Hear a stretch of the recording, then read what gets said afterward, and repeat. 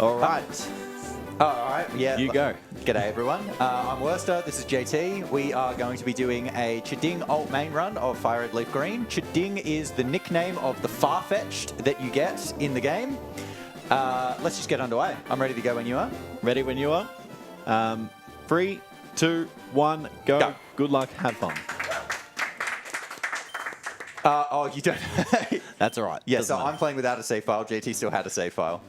It will be slightly faster for him right at the start, but when we do a safety save, my save will be faster because I'm not going over an existing save file. Oh, also, what are our names? Are we still Spoon and Pooper Z? Yeah, so trainer name is Spoon, which is all lowercase letters except Pick the for... boy, pick the guy, damn it. Except for the N, which is a capital Yes. S. Okay. Oh, no. Yep, easy, and Pooper Z. Capital P, capital Z. The rival. Yes. The rival is Nets, which is Sten backwards. Oh, okay. Oh, okay. All caps? Lowercase net, capital S. Okay. Okay. Capital S. Excellent. Oh, what? No, Nets. Okay. All right, so first thing we're going to do is grab the PC potion. It's very helpful. That's the first time Oak's text being like, oh, was it Nets? Actually made sense. Oh, what am I doing?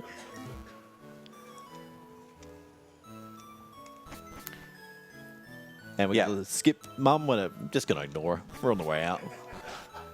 The first Pokemon, well, the Pokemon that we're both going to be choosing is Squirtle. It is by far the most consistent for this run. We will both be playing this Manipulus. There is a way to use RNG Manip. It does require a program that we both do not like. It doesn't require it, but it basically requires it. And, I mean, for this run, it's much more like Farfetch'd is the highlight, so don't care as much about Squirtle, even though it is still quite consequential. So for alt mains, the rules are basically you've got to get the Pokemon as soon as you can, and then you use it for the rest of the run against everything that you fight. So Farfetch'd you can get after one badge, but it will still be like 45 minutes, 50 minutes into the run. Sorry, what are you on? Was it Squirtle? No, we don't have Squirtle Okay. nickname. No. Oh, I should have gone with one letter. That's okay. That is a skill issue on my end. For some reason, I thought we had Squirtle. No, we have just Flyer. the Flyer. It's That's the right. Flyer. Yeah, that's my bad. That's right. Thankfully, Squirtle's not the main Pokemon. Yeah, so it's definitely possible to lose this first fight. It's not run over, but it's very bad. It's just for experience that really you want. You'd have to just fight a bunch of wilds otherwise. But yeah, because we're not using manipulation, we do have random stats. You can see immediately JT's got 20 health and I have 19. So JT's got the better health, basically. You can kind of see your speed straight away. If Bulbasaur's going faster than you, your speed's not great. Also, getting Growl is very bad. JT's going to take a very commanding lead now. Ooh.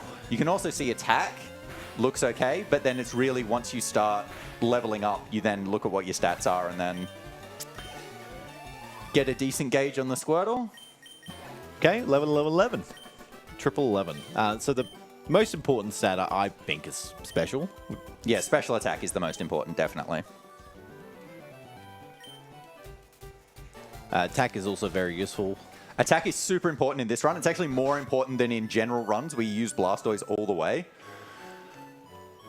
Because you're not using Squirtle all the way, you actually give it less experience. And to compensate with that, you have to use a lot more Mega Kick, which is not great. And also means attack matters more. So I have a very, very fast Squirtle. It also has really good attack, but I have worse special than JT. So it'll be about even, but we have very different Squirtles, I would say. They're grabbing that free potion from the Mark guy. Also take out one Pokemon for experience here. It's mainly to hit exactly level 13 after Brock, because that gets you Water Gun. That's the level you learn Water Gun. Just to get that a bit earlier. It does also get you 8 before Brock's gym, but that doesn't matter unless you have really good special, which I don't think either of us will.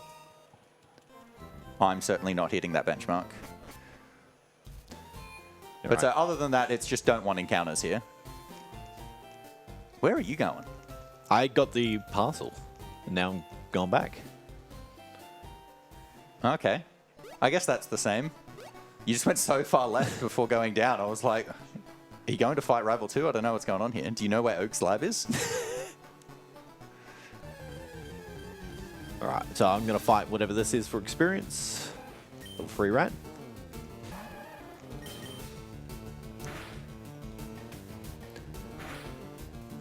Rattata does have the move Tail Whip, which is, as it's demonstrating here, lowers defense, doesn't actually cause damage. We are using Tackle, which is also 95% accurate.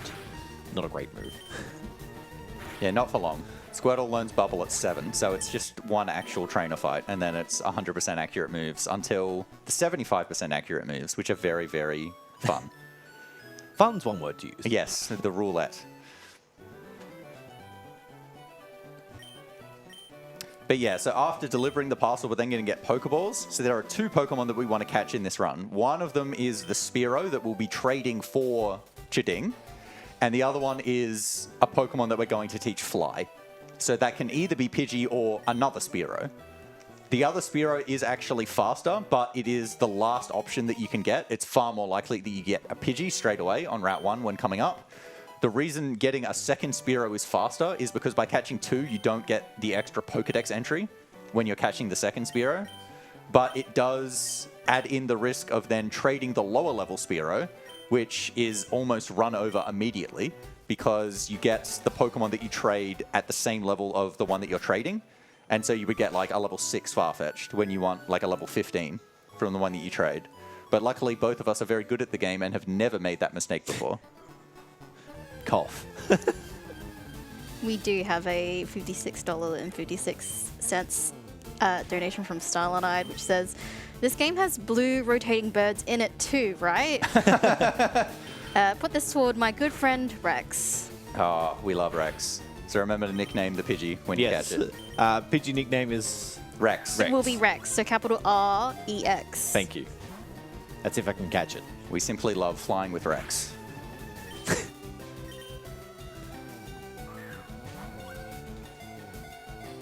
Oh, we're so back. All right. I don't know why you didn't hit that twice, to be honest. Well, I missed Tackle. That doesn't change anything. Rex. Oh, beautiful. That's actually really easy to enter, actually. And thank you for all the donations towards that.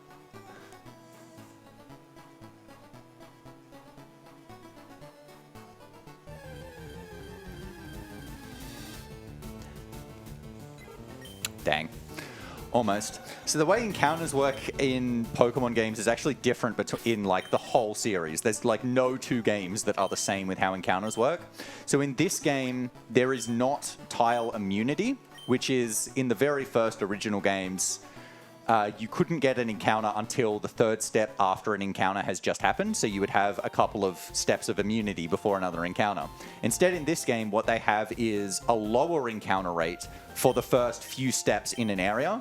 It varies based on whether it's grass or whether it's a cave movement, exactly how many tiles that is. But it basically means your first 5 or so tiles after getting an encounter, it would be really unlucky to get another one straight away. It also means, for example, after this catching tutorial, it actually is worth it to cut through grass if it's only a low amount of grass tiles. So it's only going to be 5 grass tiles that I'm cutting through. But conversely, it means, for example, when coming back for Oak's Parcel, there are 5 grass tiles that you have to take, but you can cut through like 5 more, and it's not worth doing that, because it then makes the 5 at the end far more likely that you do get an encounter.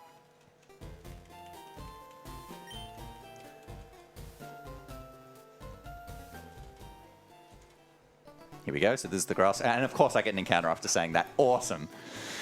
All right, just to get ahead, I'm not going to do it.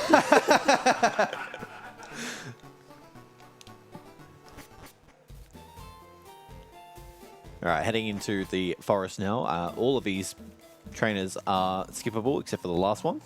So there is actually a very scary thing that can happen in Viridian Forest is if you encounter a Pikachu.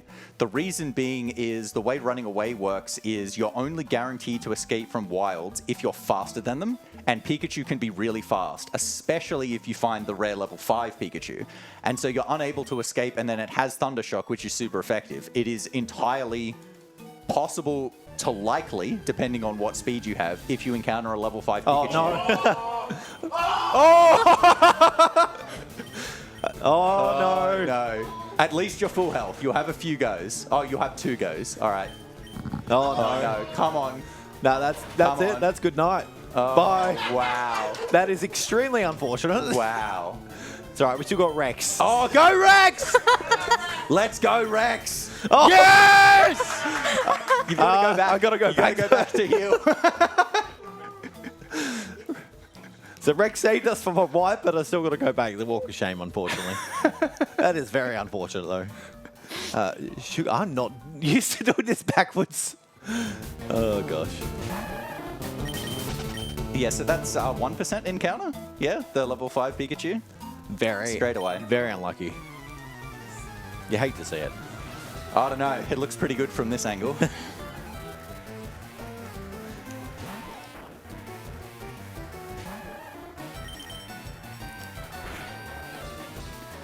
So it is also very possible to die to this Weedle, especially since it poisoned me straight away.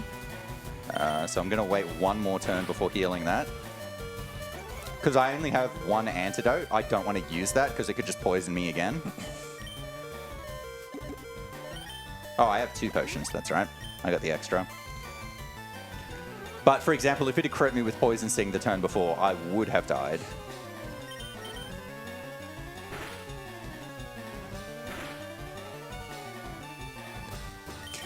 We've got a $40 donation from Drakadan, which says, "G'day mates, been looking forward to ASM all year. Good luck to my 2 mates and top blokes, Wester and JT. May Stickbird bless you with all crits." G'day Draco, thanks for that donation. Legend Draco. Oh, we love him. Alright, Weedle down. I'll have a better look at my stats here. Okay, defense is good. Special attack is my only bad stat. Unfortunately, it is the most important one. I actually think it's a minus special attack nature and plus speed. And all of the IVs are good, except health.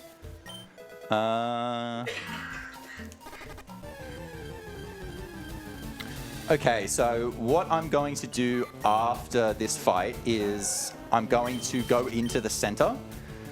So that if there's any deaths against Brock or the next segment, I will return to Pewter City instead of going all the way back to Pallet Town and have to do that trek again because that looked awful. But because I'm going to go into the center, I'm actually going to use it. Oops. Because my special attack is so low. So Rex has actually saved me as well because Squirtle did die. Yeah, because my special attack's so low, I'm not going to be able to use Torrent to one-hit a bunch of the Pokemon here, so I may as well go to full health, and this way I get to preserve my potion and antidote. So Torrent, for anybody playing along at home, is Squirtle's ability, and it means at 1/3 or lower of its maximum health, its water-type moves do 1.5 times more damage. And so in a lot of runs, that ends up being really important for taking, you know, a bit of risk to get the reward. But when it's not making a difference on how many turns it's going to take to kill something, you don't want to take that risk because there's no reward. So this Geodude is going to take 2 hits for me whether I'm in Torrent or not, so I may as well go to full so I don't die. See, that looks like it would have killed with an extra 50%. But that was definitely a high roll. And I wouldn't have been able to count on it. All right, so I'm fighting the bug catcher now. We've got a $25 donation from, sorry, level 5 Pikachu, which says, "Thank you, Worcester, for the bribe. Now that I've done my job, I'll put the money towards the cricket incentive in the short game showcase. Good luck love both." Love to see it. Love to see it.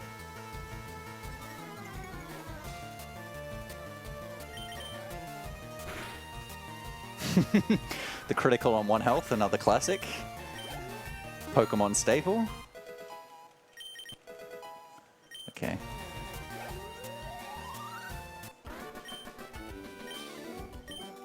So I'm chilling. I'd be very surprised if I died of Rock, given I have full health going into him, which is very rare. think it might be worth me taking the center again, just because I need to center same. heal it anyway. Exact same situation as me, I think. There we go. So yeah, in normal PB or world records attempts, you wouldn't take this, but Yeah, you wouldn't go in, because obviously if you're dying this early in a really good attempt, you're just resetting, but that's not an option. So the way Brock's Onyx works is actually a little bit interesting. So the most powerful move he has to do damage is Rock Tomb. Rock Tomb is a move that always lowers your speed, but what actually takes priority in the AI isn't seeing that it does the most damage, it's seeing that it reduces your speed. So if you're faster than the Onyx, it will always use Rock Tomb, but if you're not faster than the Onyx, it won't use Rock Tomb unless Rock Tomb can kill you. It sees the kill damage, and then it will always use it, if it'll always kill. But if it doesn't see that, it will not prioritize Rock Tomb, and it'll use Tackle or Bind instead. And so I'm going to learn Water Gun here.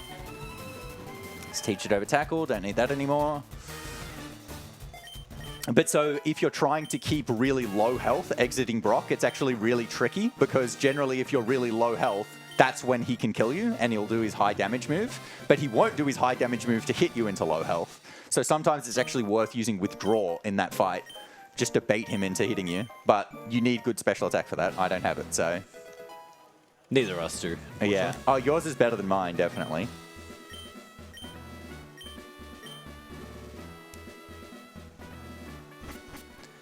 Have we spoken about ability? No, we have. Yes, Yeah. I did. Yeah. It's natures, that's what I was trying to Natures, think. no, we have not talked There about are natures. 25 different natures. So, yeah, you can have any of your stats except... oh, no, what am I selling? Except health increased or decreased by 10%. And you can also have neutral natures that do not move the needle one way or another. So I'm pretty sure, like I said, mine is minus special attack, but plus speed. Yours, I'm not sure. You might be neutral. I think I'm either neutral or plus special defense, but I think it's most likely neutral. Your minus would have to be defense then. Yeah, probably. But so basically in Pokemon, all of the math always just floors. And so it doesn't round to a specific number. So if your stat is 11 and you're a minus nature, so minus 10% of 11, you lose 1.1 to 9.9, and it just floors to 9. So you actually end up losing 2 stats, but then 2 stat points, I should say. But if it's 11 and it's plus, it goes to 11 plus 1.1, 12.1, and then floors to 12. So at low levels especially, you actually lose a stat point generally across the board, because you'll lose 2 but gain 1. So in a lot of ways, neutral ends up being pretty good compared to most. It's certainly above average, getting a neutral nature. Oh, nice crit. I think. Wouldn't that have died anyway? Not with my special. It would have been a range. Oh, that was the first turn. Yeah, first Yeah, turn. okay, yeah. Guaranteed it. You're pretty close to Torrent. It's like one hit from a Caterpie tackle, and you'll get in. So I've got poisoned from the Weedle, so I'm going to use that for Torrent. I'm going to deliberately take a bit more damage, because it will matter for the second trainer. I'm not going to one-hit any of these pokes, but I'll one-hit the second trainer's pokes. When you say one hit from Torrent, it's always route 3 that you need to take that one hit, and it just never String happens. shot, string shot, It's string the shot, string string shot. shot. Yeah. Yeah, they always do the thing you don't want them to do.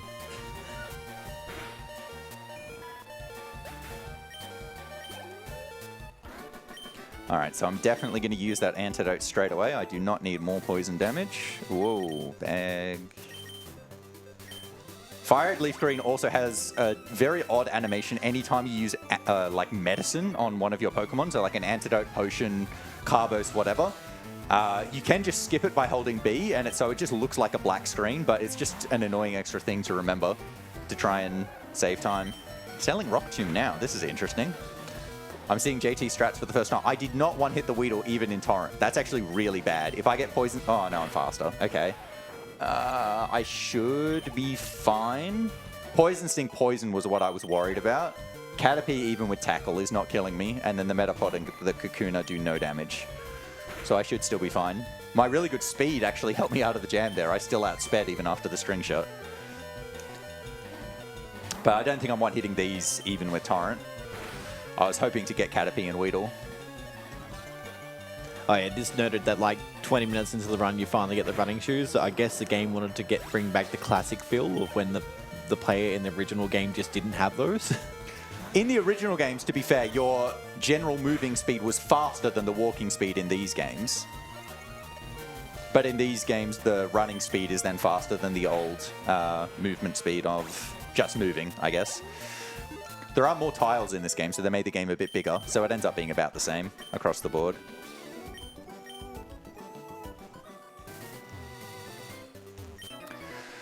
There is also slight movement tech, especially before you have the bike. It's actually faster on all trainers to bonk into them after interacting with them, and so that's to cancel out turn frames. So turn frames are when you turn in a direction that isn't the direction you're facing, so a turn, you turn on the spot before actually moving, but if you're in movement, that doesn't happen.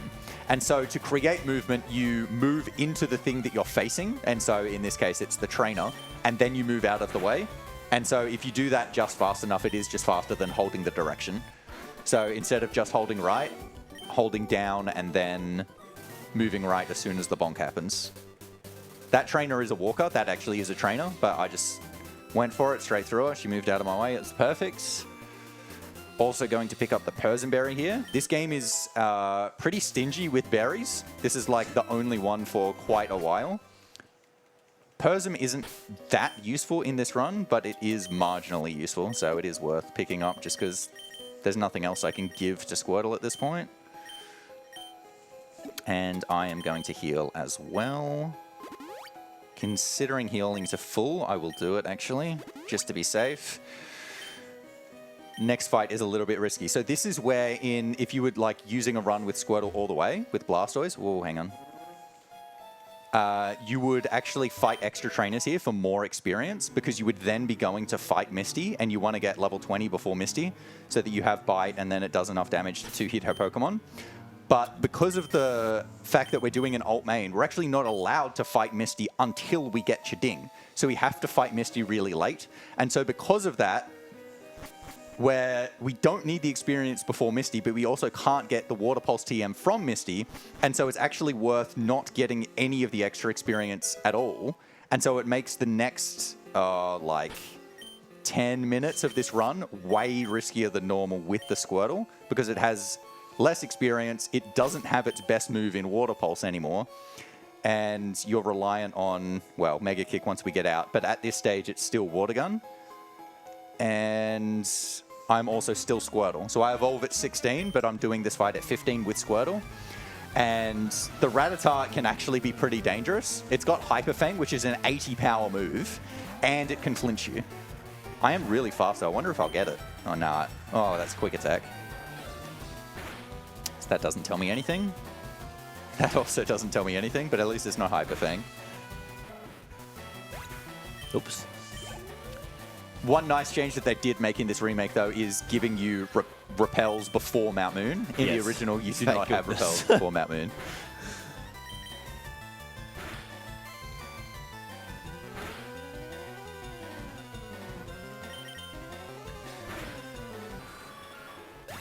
And yeah, the average amount of encounters in here would be like 12 or so, I think, in this game, if you didn't have repels. And that would take, what, a long time.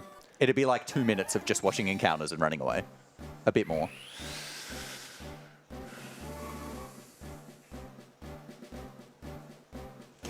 We have got a $20.05 donation from Kithram, which says, learning so much about Pokemon for a wonderful cause, including a rare level 5 Pikachu.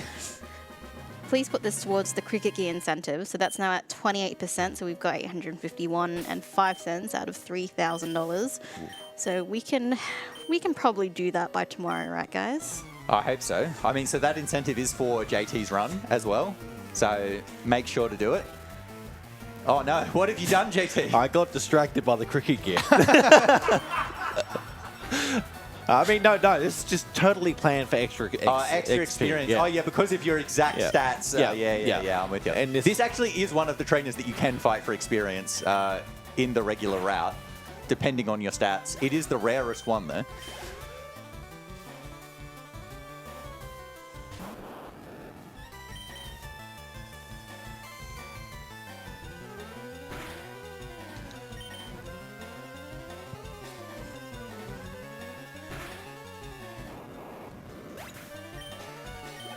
But yeah, War Turtle is still used for quite a bit because it has to do Nugget Bridge, and then you can leave Cerulean City, go down, and then you can get the Farfetch'd. So there is still a decent amount of time where that experience could actually come in handy, especially if it's the difference between dying and not dying, which for Rival 2, it very well could be, to be honest. Rival 2 being the next fight that I will have to do. So coming up pretty soon. Doesn't actually matter which fossil you take here. Just take the Helix because it's in front, so he doesn't have to move as far. Oh, you don't want to praise Helix? No, I'm good. I will not get the Great Ball. So here, these two move tutors are able to teach both Mega Punch and Mega Kick. I'm going to learn both. This is one of the only runs where you actually teach both Mega Punch and Mega Kick. The reason that I have to teach both in this run is because you will run out of Mega Kick PP, and so you need Mega Punch as well. Mega Punch is significantly worse. It is 80 power and 85 accuracy. Mega Kick is 75 accuracy, but 120 power, and so it is worth that accuracy drop to get that extra 50% boost in damage. But it's only got 5 PP, and you would want to have like 12. To be honest, because you don't have Water Pulse, there are so many things that don't die unless you use Mega Kick on them.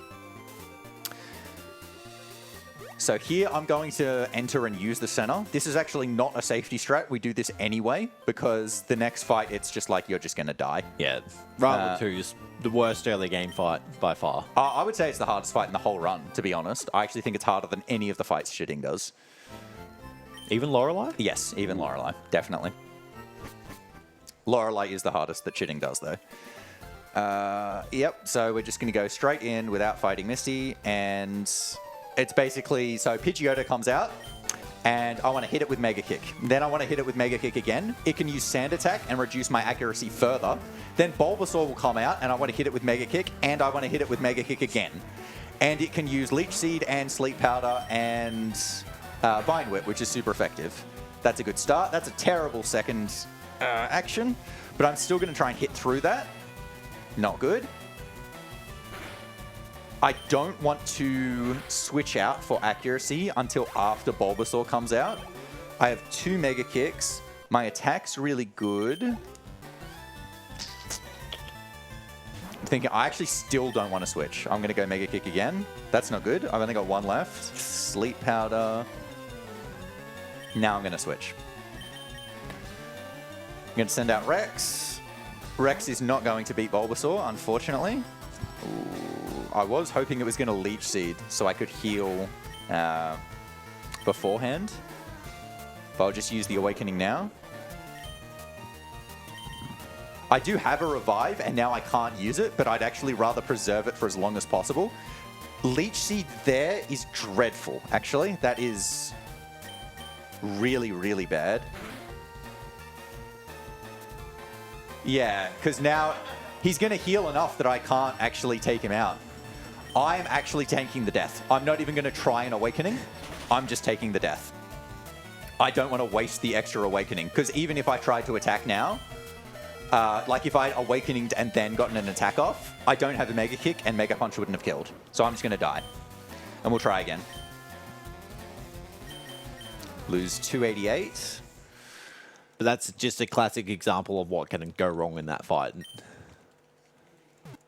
Yeah, so if I was super prioritizing just trying to win the fight, I wouldn't have switched out to Pidgey. I would have waited until I died and then used the Revive on Wartortle.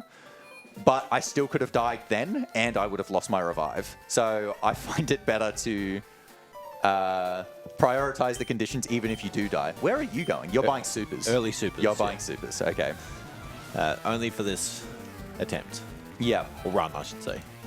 Yeah, there are no supers you can pick up on the ground before this fight, but you can buy them in Cerulean. So in this game, marts are still based on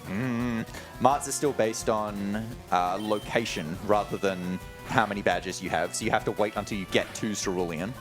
But yeah, so level 18, I could kill the Pidgeotto with Mega Punch this time instead of Mega Kick. So I've got more kicks for Bulbasaur. Try the kick again. Good. Sleep Powder miss. Now I'm going to try and kill. Beautiful, that'll kill. Nice. That did not need to crit. Just for good measure. So I guess I'm not going to switch it all now. We'll just keep hitting through sound attack. The Abra only has teleport, so it can't do any damage. Which is quite funny. Yeah, most trainers, they basically just have the level up moves of the Pokemon up to that stage. And the main exception is the gym leaders will have the TM that they give you on their main Pokemon and sometimes other ones. So that crit also didn't matter. All right, level 19, I'll learn Bite. Think this will kill? No, why? Oh, that's bad. I think we switch here. Yeah. Sorry, Rex.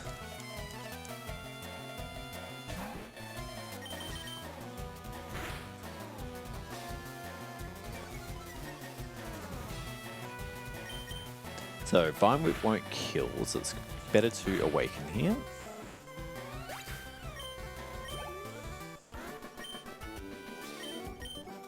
Super Potion getting mileage here. Absolutely. Without the Super Potion, you would be screwed in that situation because he's going to spam Vine Whip when it can kill, and it does almost 20 damage. So regular potions are just doing basically nothing.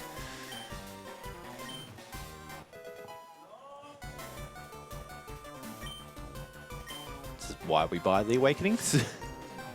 So Vine Whip's going to do more because Bulbasaur's in Overgrow, which is the equivalent of Torrent for grass types. That's very unfortunate. I don't think he is in Overgrow, is he? Yeah, it's doing more damage. I don't think it was. I think it did 15. That's not more. He's not in Overgrow. Okay. Got a question from chat asking if you're using an OG DS, Worcester. We both are. Both are, yeah. Yeah, both on original DS. So, original DS is actually slightly slower to play this game on compared to playing on GBA, and that's for all games. The DS just plays GBA games ever so slightly slower. The frame rate is just slower, but we then just convert the times because it's like it doesn't give you an advantage one way or the other. So just to make it all equal. So for a run of this length, the DS plays about 12 seconds slower than Game Boy, but it's just so much easier to just carry around a DS than lugging a Game Boy player all the way to Adelaide. So just play on DS generally speaking.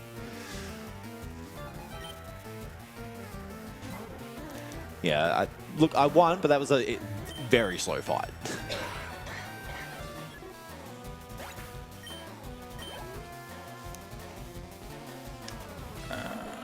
I actually have so many more Mega Kicks than you usually do here, so I can afford to Mega Kick this Oddish to one-hit it. And I've got 2 left. I can keep them for both Drowsy and Eradicate, I think, right at the end. Punch Bellsprout. But yeah, so this is the point where you would really, really like to have Water Pulse on Wartortle, because most of the Pokemon here will die to Water Pulse, but will not die to Water Gun. And you just don't have the Mega Kicks to hit them all. Sandshrew will die to Water Gun. It's, I think, the only one? Question mark? Oh, no, the Onix will die to it as well. Onix, yeah. Yeah.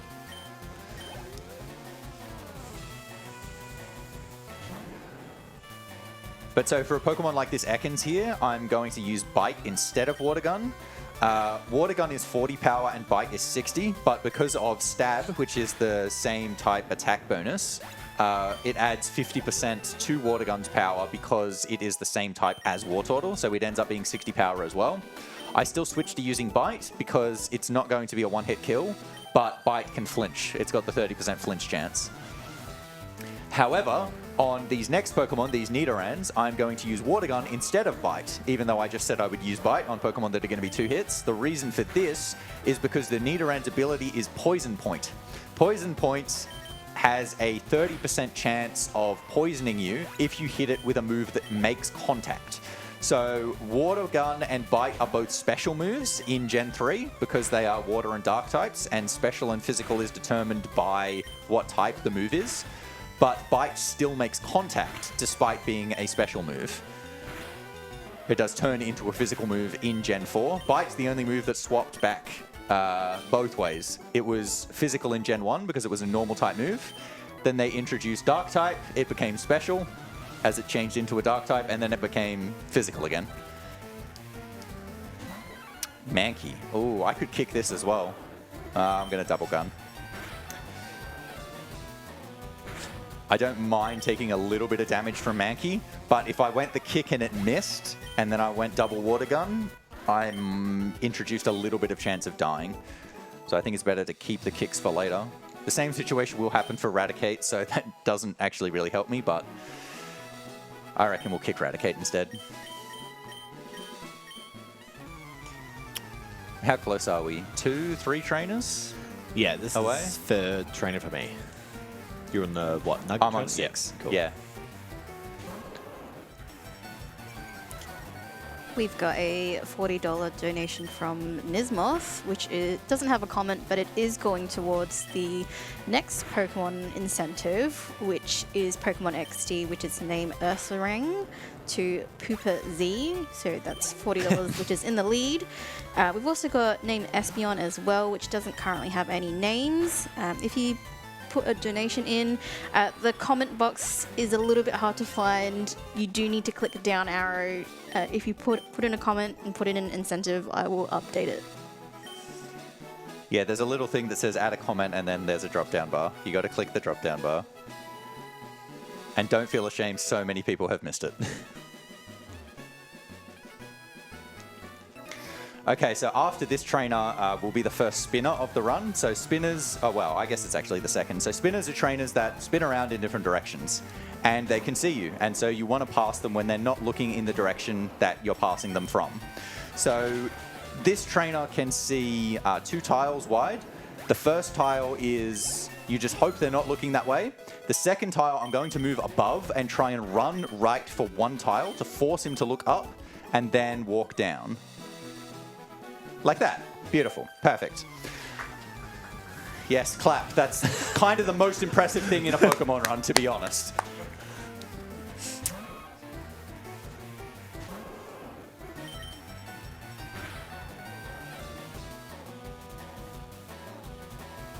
Yeah, so the spinners react to you running, and so it's like they hear you running, and so they'll look in that direction. And so if you're at a corner tile, they'll look in a particular direction, and so in that case he's looking up, and so I can then walk down with safety. Spinners also work quite differently in different games. That's one of the only actual technique ones that we use. Basically every other spinner is going to be extremely easy to skip with the bag trick. But basically spinners in this game, once they are loaded or going to move in a different direction, for the next 32 frames, they will not move again.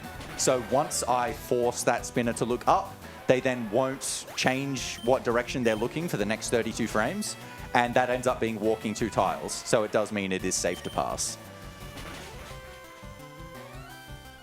Nice crit. Nice crit, yep, saves a turn.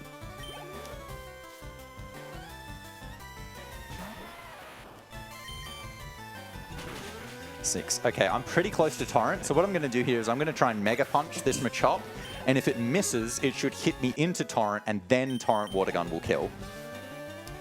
I definitely think I'm minus special attack, by the way. My special attack has gotten much worse comparatively.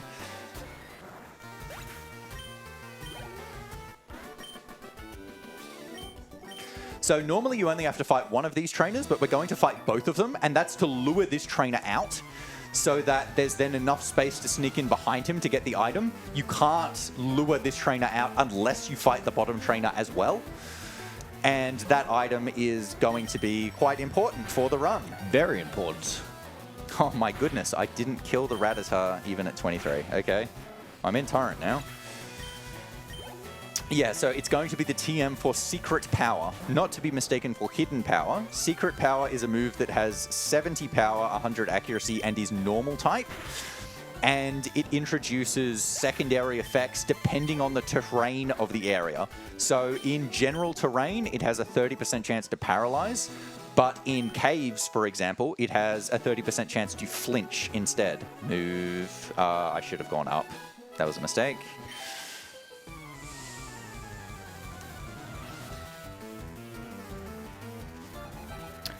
Secret Power also crucially does not make contact, but so it's going to be given to Farfetch'd. Well, hopefully. Yes. It should be given to Farfetch'd. It should be given. Like, not that anything would ever happen for someone else to teach it to another Pokemon at all. Yes, Secret Power, very good move.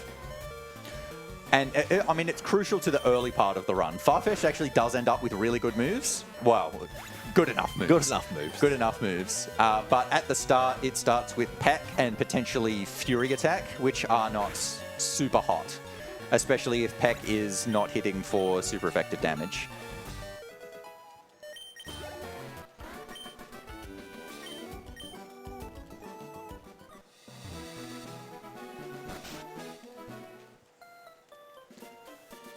All right, now off to Bill. This would be where we would see like the only text difference between playing as a boy and a girl. Bill calls you a lady if you play as a girl, but obviously does not if you play as a boy.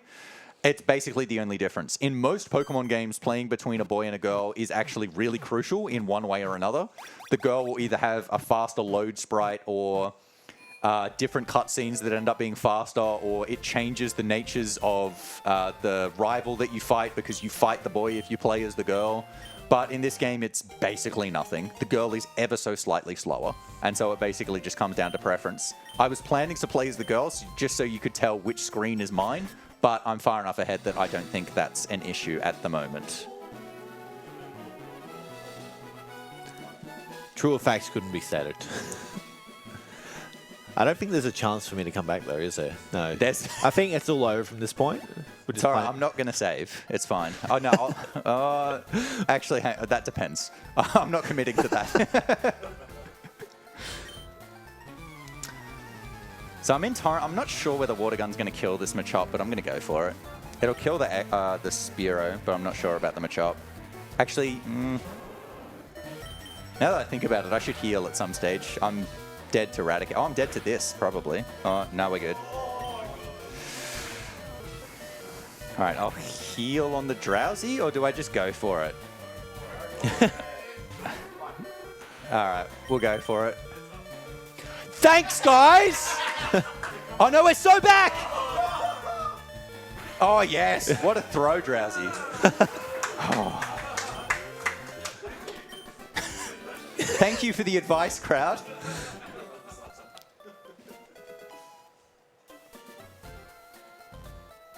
All right, so I deliberately missed that first Mega Kick so that the potion here would take me to 21 out of 64, so I'm actually still in Torrent, but high enough that I won't die. So smart. Yeah, I'm all over it. So now I can just double Water Gun the Raticate because I have no more Mega Kicks.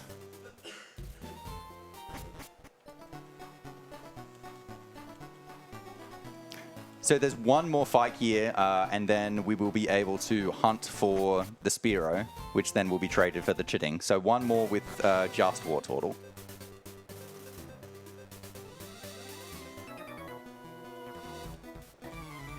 So after this fight, as I said, we're going to be looking for the Spearow.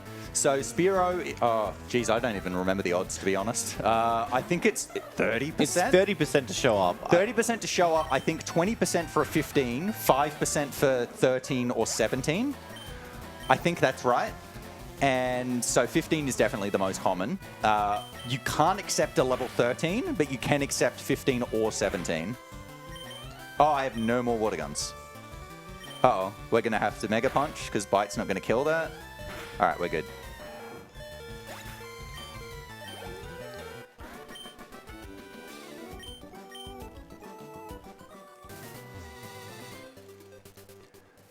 But so obviously this is a sticking point in the run. At level 17 saves like a minute and a half, so it is also really, really good if you get one. I'm sorry, I just laughed at the stick. There'll be a reference to that later. Whoops, I don't have enough money. Yeah, so usually I would buy 3 Paraheals there, but because I died and lost money, I just bought 2 instead. We'll be fine, and so we're going to move over here, and this is where we catch the Spearow. So as I mentioned, the Farfetch'd will be at the same level as the Spearow that I trade for, which is why you wait until now to catch a Spearow, because this is the highest level place you can get before you trade. The trade place is just in Vermilion. That was a really quick encounter. That was first tile. This is also the only difference between Fire Red and Leaf Green in this run, is here you can get Ekans with Intimidate, which is slower. So Fire Red is worse for this game. This is the handicap that I'm playing with. In Leaf Green, it is a Sandshrew, which cannot have Intimidate. If the Ekans doesn't have Intimidate, it's exactly the same. Come on, surely Shedskin this time. No, Intimidate again. So there's more time loss.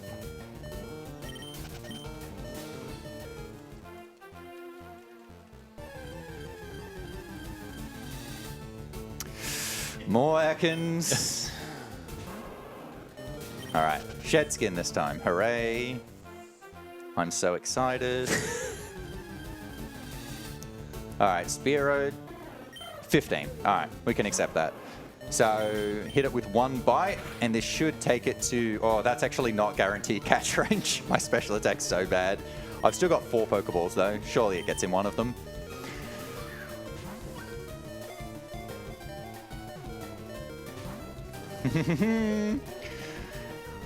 Oh, I didn't heal. Oh, I'm going to die. I forgot to heal. Oh, no. You got the revive. I do have the revive. This is such a dumb place to burn it, though. Oh, actually, no, hang on. I'm counting on Rex. Rex is going to catch it. I'm not going to burn the revive, and then I will take the center afterwards. Please, Rex. Surely. Oh, we love Rex. Yes. How good's Rex?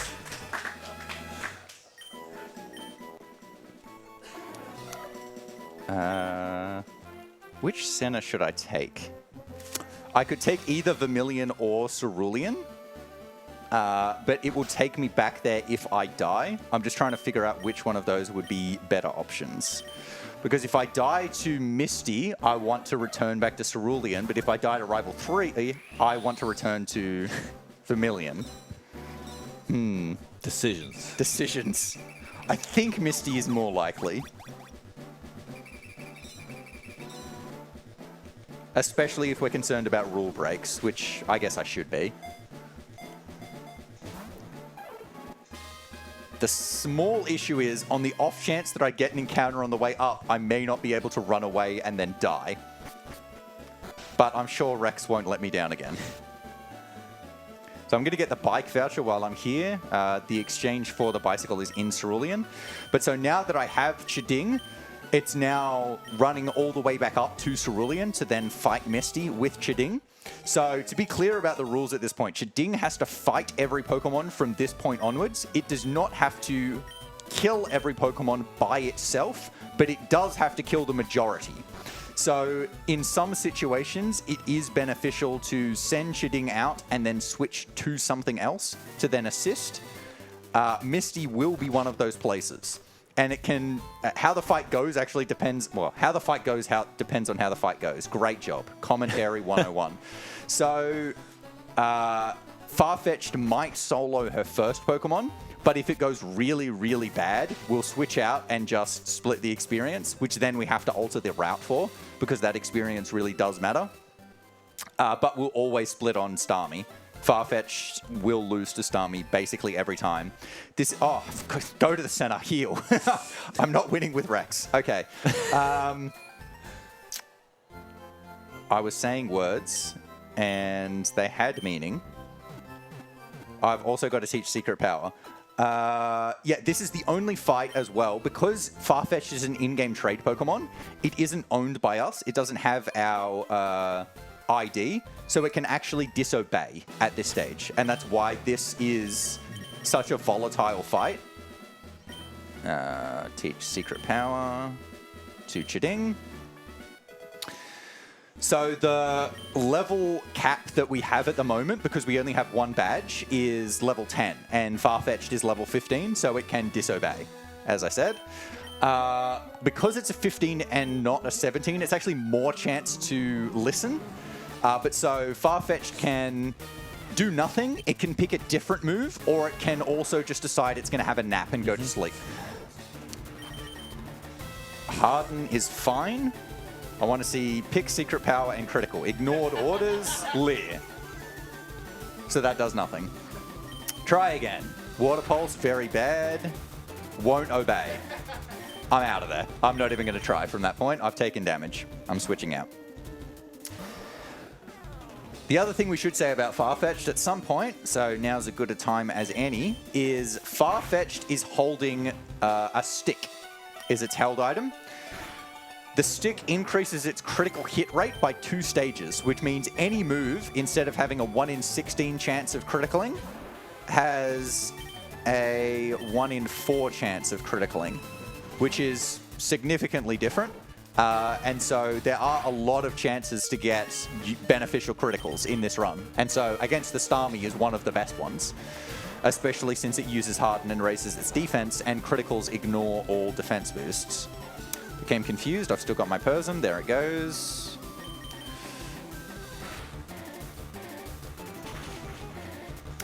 But so yeah, I had to switch back to Farfetch'd on Starmie for the run to be valid, because Farfetch'd has to be used, i.e. it has to gain experience where matters. Oh, that did not kill Starmie. My special attack is so garbage. But yeah, it'll kill Afters. Might also mention that Farfetch'd's IVs are set. It has 20 HP, 25 attack, 21 defense, 15 special attack, 20 special defense, and 24 speed with an adamant nature. I'm really disappointed you read that off the notes, because I would have done that off the top of my head and look really impressive. I'm so sorry. But yeah, it is actually really good. Like, its worst stat is obviously special attack, which does not matter. And all of the others are above 20. So IVs are up to 31. And so all of the other ones being above 20 is really good. And Adamant is the perfect nature. Adamant is plus attack minus special attack. And Farfetch'd needs all the help it can get, because Farfetch'd is actually quite garbage of Pokemon. So Farfetch'd... That's very unfortunate. Have you lost your revive? I've still got my revive, so I think I revive Farfetch'd here. Yep, revive Farfetch'd. You don't have to switch back to it until Starmie, because it'll still get experience. That's very unfortunate. So I do have to heal it though, because it's going to die otherwise.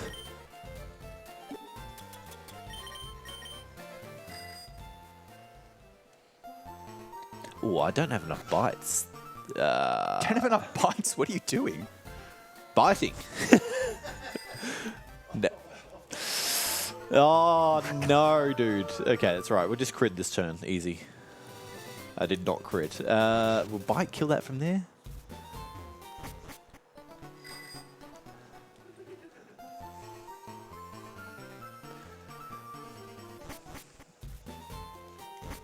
Please kill. No, my goodness me. Okay. It's alright, we got the berry, we got the berry, we got the berry. It's all good. We got the berry for that one. Now we're just going to kill it and things will be fine. There. Alright, so I do need to switch back to Ding to make it appear in the battle and then switch back to Wartortle.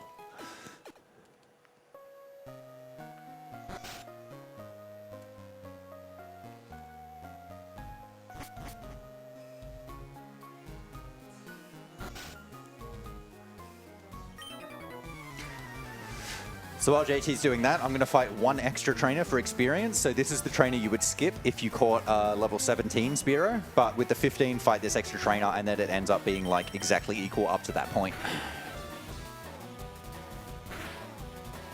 Oh, you're not healing that. Nah. Never in doubt. Never in doubt.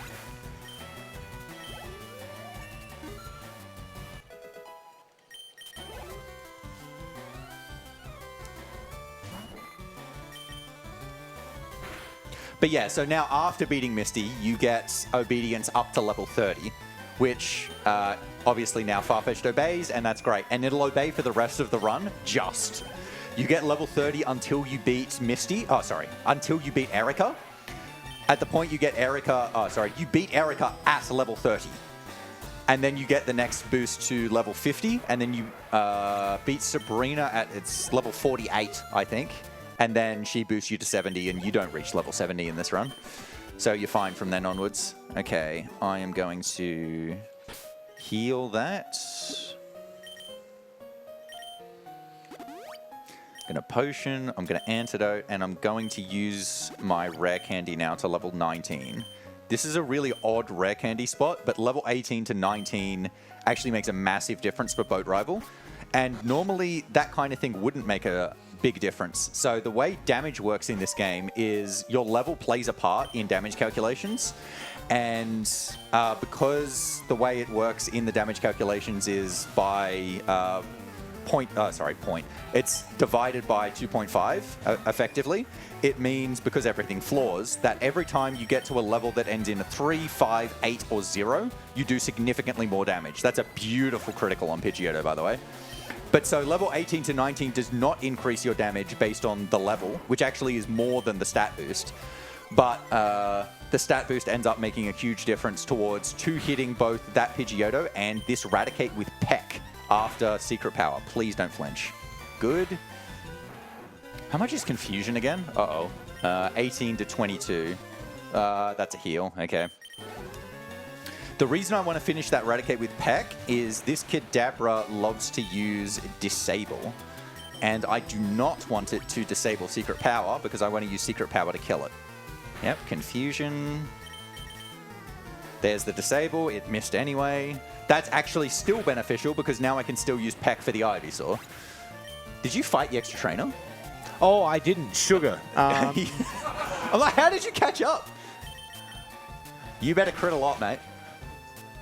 You better crit a lot. And Para. Because this is going to be a 3-hit on Pidgeotto.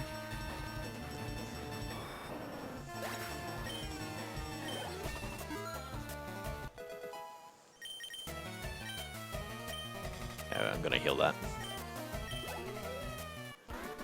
And you don't have the revive. I'm very concerned for you. I'm also. I think Hyper Fang just kills you. You're very screwed. Yeah, we'll run it. No, 21? I think it does. No, you're screwed. That kills. Switch out to War Turtle, in all honesty. And use War Turtle to do some damage to Raticate. Oops.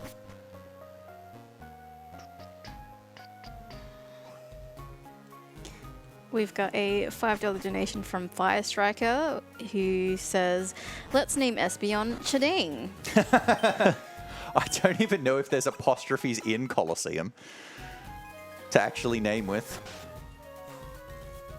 You killed it with War Turtle. Okay. Yeah, this is... Ivysaur will come out now.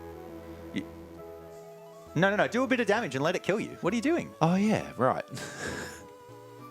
Because you're going to take the free heal on the way out anyway. Yeah.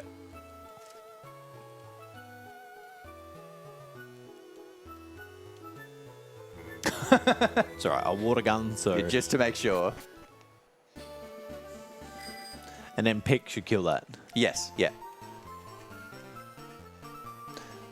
This is not how you meant to do the fight, but anyway. You know, I'm actually thinking there could be something in this. New strats.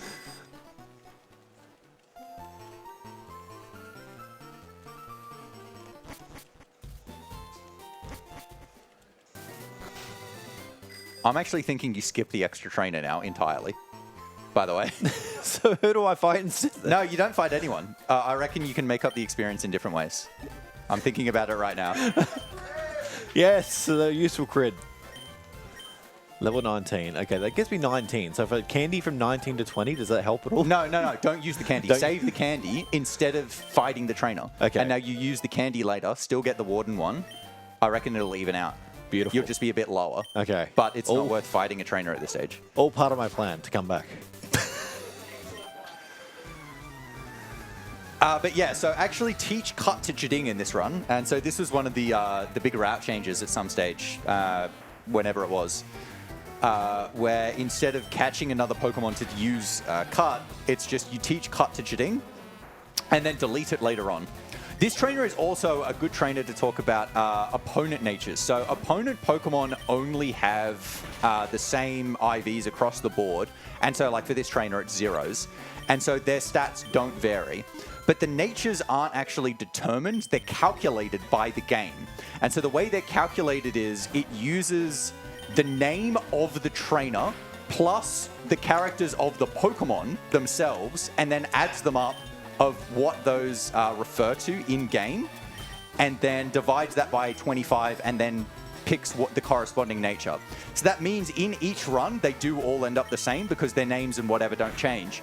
But what it means is Pokemon of the same trainer will have different natures. So for example, this trainer, her first Oddish has a minus defense nature, so you have a chance to one-hit it, but the second one doesn't, so you don't. It's lonely. The first Bellsprout is plus defense, it's relaxed, but the second Bellsprout is rash. So it has less defense, so you can use Secret Power to one-hit it instead. It also means if you're playing in a different language, the natures of opponents' Pokemon are entirely different.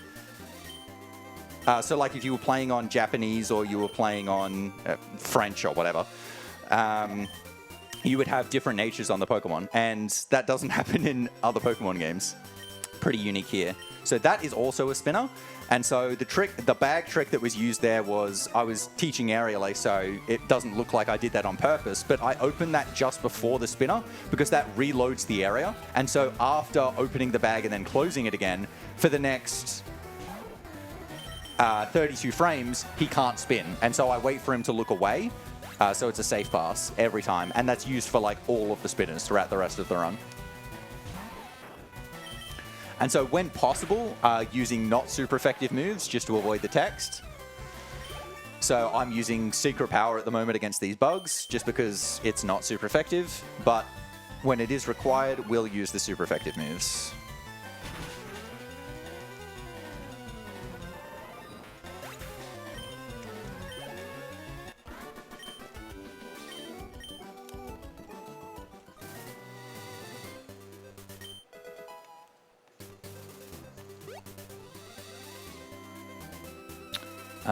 Do I need the extra super? You know, I'm just going to get it anyway.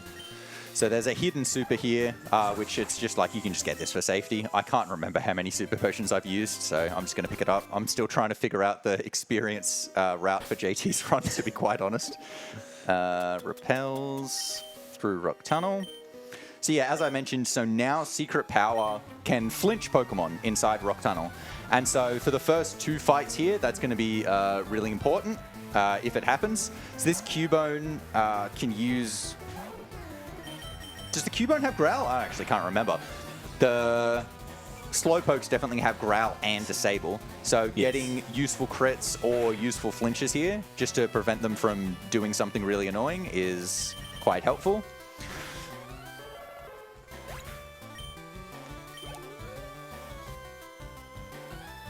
Okay, Aerial Ace.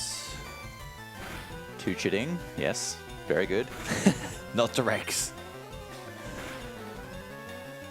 Aerial Ace never misses. It's a great move. Yeah, so Aerial Ace is a 60 power move, so it is slightly less powerful than Secret Power at this point, but it does obviously have coverage. It is a flying type move, so it is actually super effective against some things. Secret Power being a normal type move is not super effective against anything.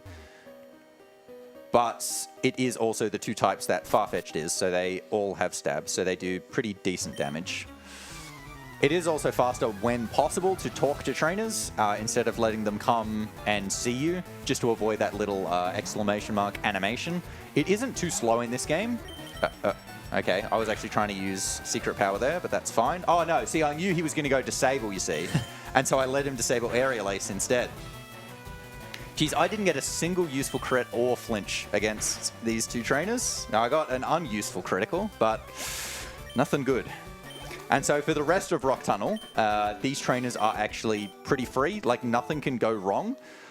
Rock Tunnel does unfortunately have a bunch of like Geodudes and Onix, which Farfetch'd is not good enough to kill at this point. Later on, it will be able to, but in Rock Tunnel, it's actually so much faster, unfortunately, to just switch to Wartortle for every single one of them. And so because there are trainers with multiples of them, and we're going to be switching back and forth because Farfetch'd still has to come out for every single one, there's one of the rare times in a Pokemon speedrun we're going to switch back to shift mode just so we can swap Farfetch'd back in after Wartortle gets a kill. And so that's going to be after this next trainer. How did you get confused? What is going on? So I didn't kill the Caterpie, and it used String Shot. You didn't kill the Caterpie? No. All right. And it just got progressively worse from there. Yep. Oh, where am I going?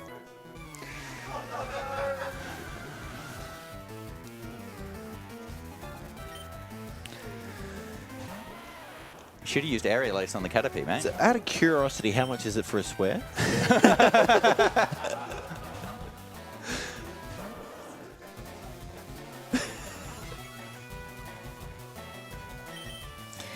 I reckon $10 per swear 10 is bucks? fair.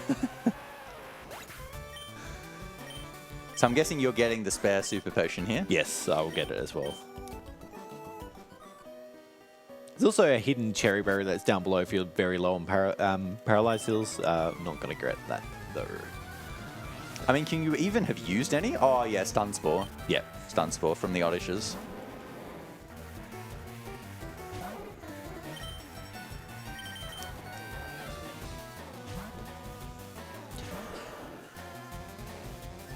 Alright, so we're going to crit the Slowpoke. Cubone.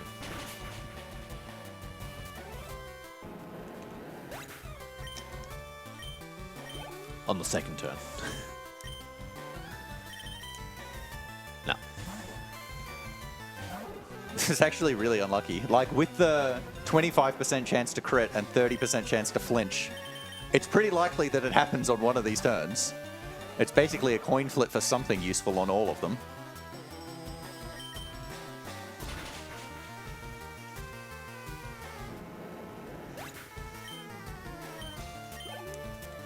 No, just one of those runs.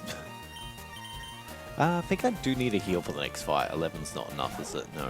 Yeah, I'd heal for the next fight, definitely.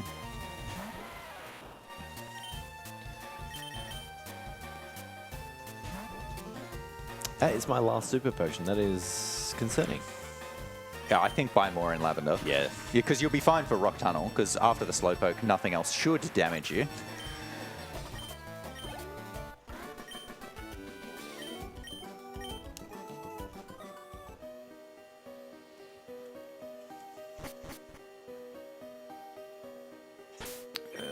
Repel. I am actually going to use a super potion here, just while I'm in the menu.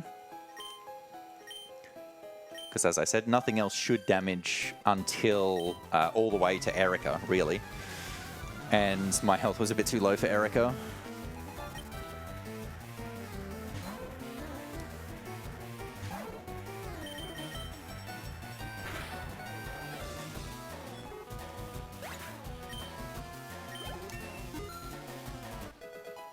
Oops.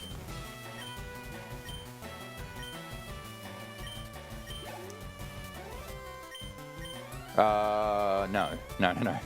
So this fight, you don't want to switch at all. This is all Shading, but it's actually faster to still keep shift mode on for this fight because I need it on for the next fight as well. And so it's faster to just go through this little bit of extra text for this fight rather than turn it off and then turn it back on.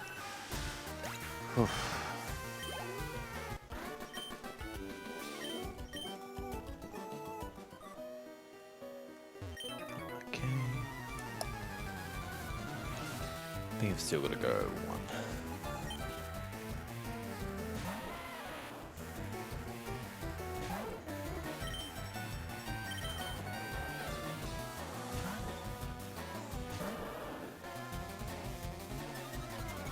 Yeah, we're also not both going to make the detour for Flash. It's just way too slow, and we can do it in the dark. It's much better. Yeah, they expected you to catch 10 Pokemon to get the Flash HM. That's a good joke. Even as a kid, there's no way I did that. Just figure it out. I mean, on the original, the real trick obviously was doing the boot up on Game Boy that would then illuminate with different colors.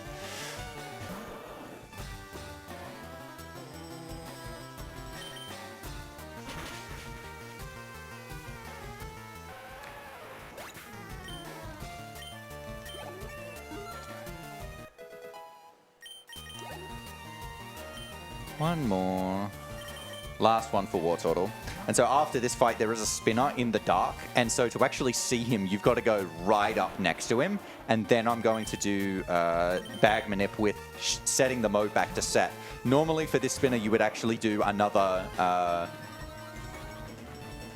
another running technique where you force him to look in a different direction and then do a safe pass. But because I'm changing the mode back to set anyway, you may as well just do it with the bag. It's both safer and faster because you can just stay on the bike and do it. Yeah. But you do have to go right up next to him there and see he was actually looking. I mean, if you don't know what they look like when they're looking in different directions, it's actually pretty hard to tell because you can't see his whole model. But he was looking, and then he looked away. Now we're good. And this is the last one in Rock Tunnel. I don't think I need more supers.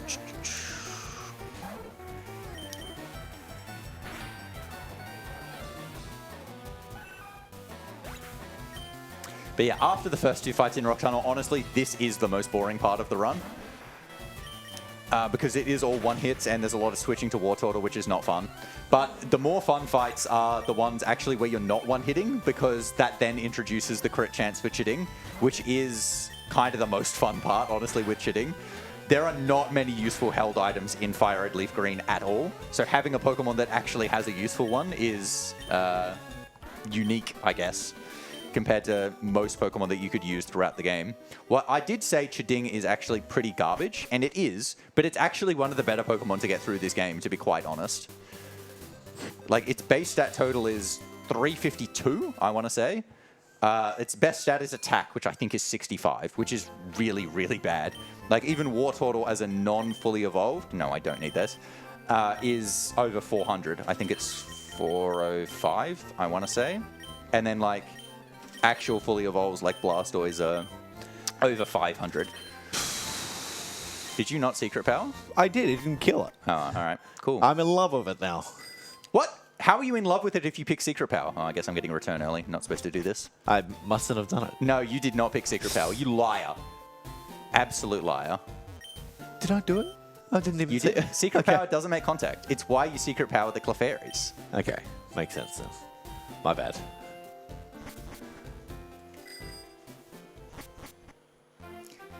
Yeah, so we've recently changed. You're actually supposed to get returned late, but given I was already going back down there, it just made sense to get it. It's like 1.5 seconds faster to get it later after you have Fly. But I'll just pick it up now. So Return will be the best move that we use throughout the game.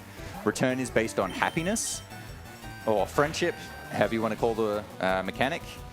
And when you reach max friendship, its power is 102. You just reach max friendship right at the end of the game. It's during the Elite Four, so it does eventually get there. At this stage, Secret Power is actually more powerful, but when we teach Return, which will be before Koga, at that stage it's about 80 power, so it's very slightly more powerful.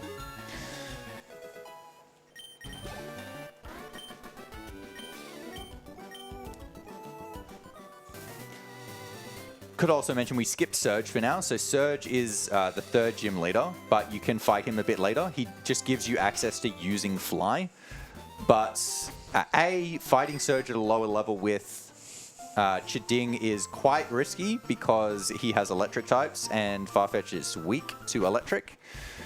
So it's better to fight him later. But also, if we did fight him earlier, Farfetch'd would not obey by the time we get to Erica, because it's only every 2nd gym leader that increases your obedience threshold. So it's much better to just make a beeline to Erica. Which again, most Pokemon actually don't do this. This is actually pretty unique to Chiding. Like with Blastoise, you fight Erica quite late. Very late, yeah. I mean, even with Nidoking in like Red and Blue, you fight Erica quite late.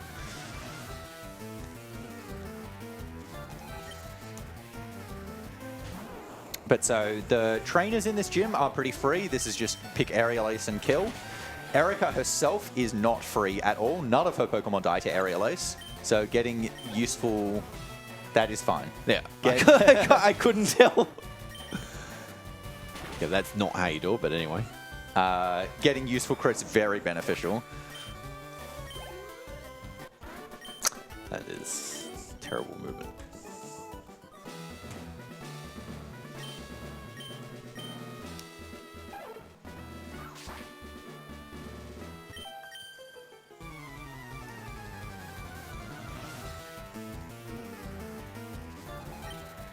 you'll definitely reach the candies before Marowak, so you'll be fine there. I'm just thinking whether you could use it earlier. I'm not confident that you could. I don't think so either. You probably could at some spot, but I don't know exactly where it would be.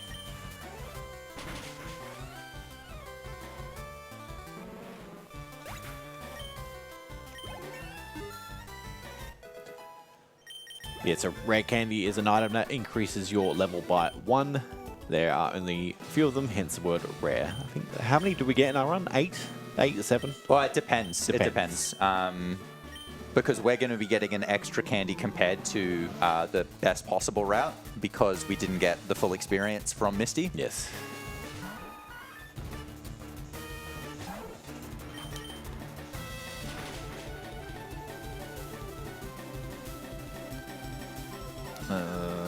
Do I bother healing that? I think yes, actually.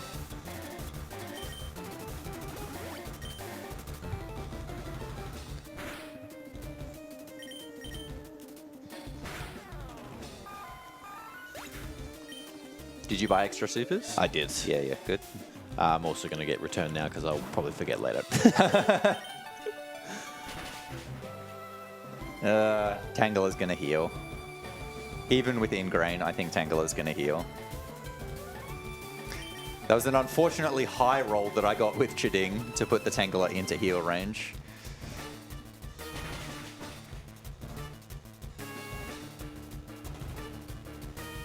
But she won't heal it twice.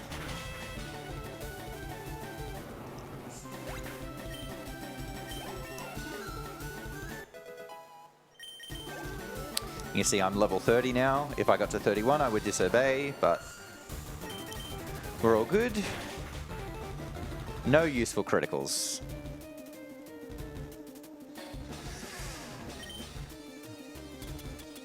That's about as bad as the Erica fight can go.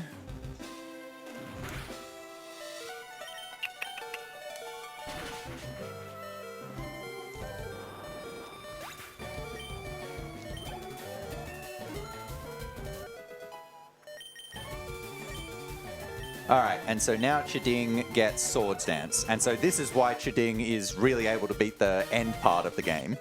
So Swords Dance increases attack by 2 stages.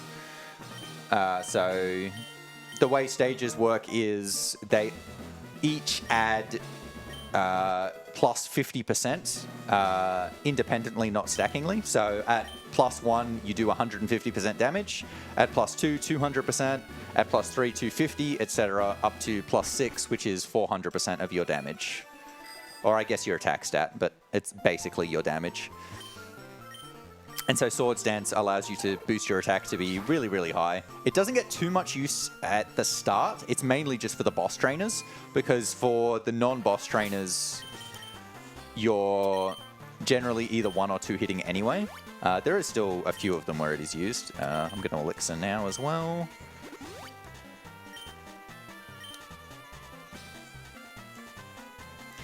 Now we're going to do the Game Corner segment. Oh, I didn't send a flash at Celadon. Oh dear, I should have sent a flash at Celadon. Just save for Geo. But that's not fun. I told you I wasn't going to save. Yeah, Giovanni is a reasonably difficult fight. It's one of the more difficult fights down here. And if you die, I would go all the way back to Cerulean and have to go through Rock Tunnel again. So our plan was for the race to just enter Celadon City's Pokemon Center. Just so in case you do die, you go back to Celadon, and that's not too bad. But I forgot to do that, and I cannot be bothered going out to do it now. I also can't be bothered saving. That feels like admitting to a mistake. And I would rather just take the risk at this point. We do have extra revives, though, so it would be pretty unlikely to wipe as long as I actually play correctly as well. Ooh, where am I going? I actually think I should heal again here. Yeah, the next coughing can self-destruct, and it would kill me. I'm going to heal. You are a chance to one-hit this coughing. It is a range. So damage ranges. So in this game, all moves that do variable amount of damage, which is basically all of them, have a range that they can do between 85% and 100% of the damage that it actually calculates. And so there are 16 different ranges that you can pull. I mean, if I crit it, it'll die, so that's good. And so there'll be Pokemon where it's like 9 in 16 of those rolls kill. So you have a 9 in 16 chance of killing it, for example. Why'd you lead with Secret Powder? Why didn't you lead with Aerial Ace? I don't know. I wish I had an answer for that. To save super effective text. Yeah, let's go with that. It would have died.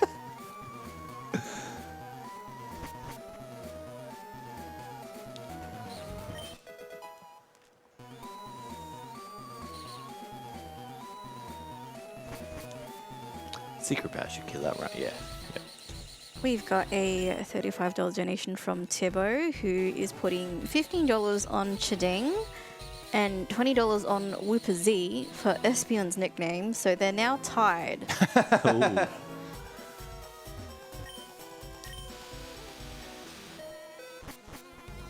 Oh, nice. Crit the Vileplume, nice. If you reach 30, you can candy now. Yep, you can candy now. All? To 31. Just one candy? Just one. Okay. To 31. And then learn Swords Dance. Swords Dance. Yep, because I just got to 31 after Erica, so now we'd be equal.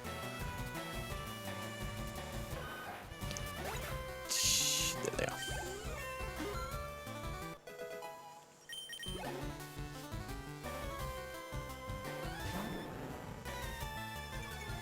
See you later, Peck. May as well elixir now too, actually, while I'm here.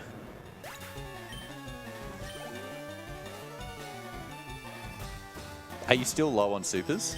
Yes. Elixir. Okay. We're all good now. Okay, so there is a backup hyper potion that you can get if you want in Game Corner. I have 3 supers. I think that's enough for now. Okay, okay. If you say so. If you get self-destruct, I'll tell you where it is, because it's after that. Did you send a flash, by the way? I am about to now. Okay. It would have made more sense before Erica, but Giovanni is the real concern, I would say. Yeah, to be honest, I forgot to, but I'm just like, oh, I might do that before Yeah. I go in.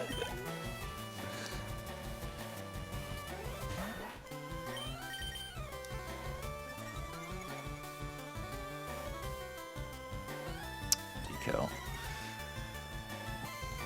Go a second Swords Dance here, because I won't kill given it raised its defense. Another decal. Those are both secret powers now. Okay, I have 6. Pretty low on secret power, PP. I want to have 4 after Giovanni. I need to use at least 1 in.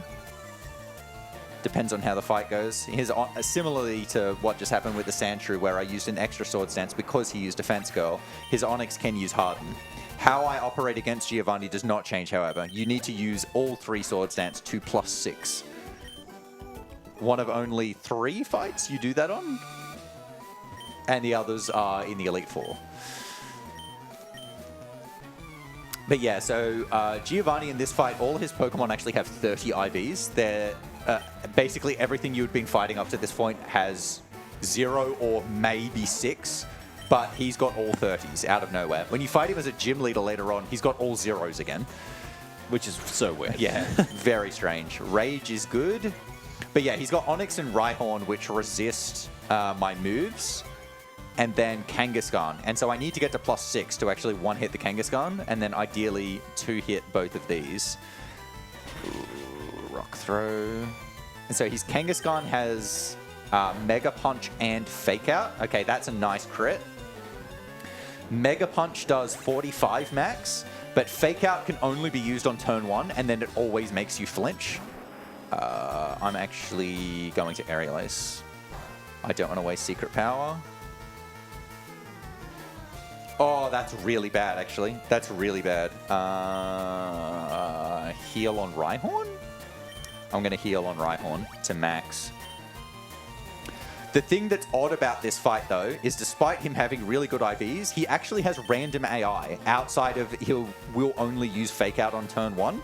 He's not guaranteed to, but he just won't waste the turn afterwards. But outside of that, he has random AI. So he doesn't have kill AI, which means he won't just use a move to kill you, even though it will kill you. So instead, he's just gone Tail Whip here with Kangaskhan. That's amazing, and I finished with full health. That's actually really good. Nice. But you can be sitting there on 1 health, and it's like, well, Mega Punch does like 60 damage. There's no point in me healing, and then he just picks Tail Whip anyway and doesn't kill you.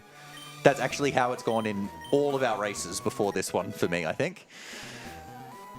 That ended up being a little bit safer. Escape Rope. But even in that situation, like, that doesn't look like it was really risky at all. But if Kangaskhan picked Fake Out and then Mega Punch, it would have killed me and I would have died. And then because you want to set up all the Swords Dances to one-hit Kangaskhan, if you die, all of those boosts disappear, even if you revive. And so then you have to try and kill the Kangaskhan without the boosts. And it takes 4 hits, I believe, to do that. And given it can do half your damage in 1 hit, it can be very, very bad. And just get lucky, though.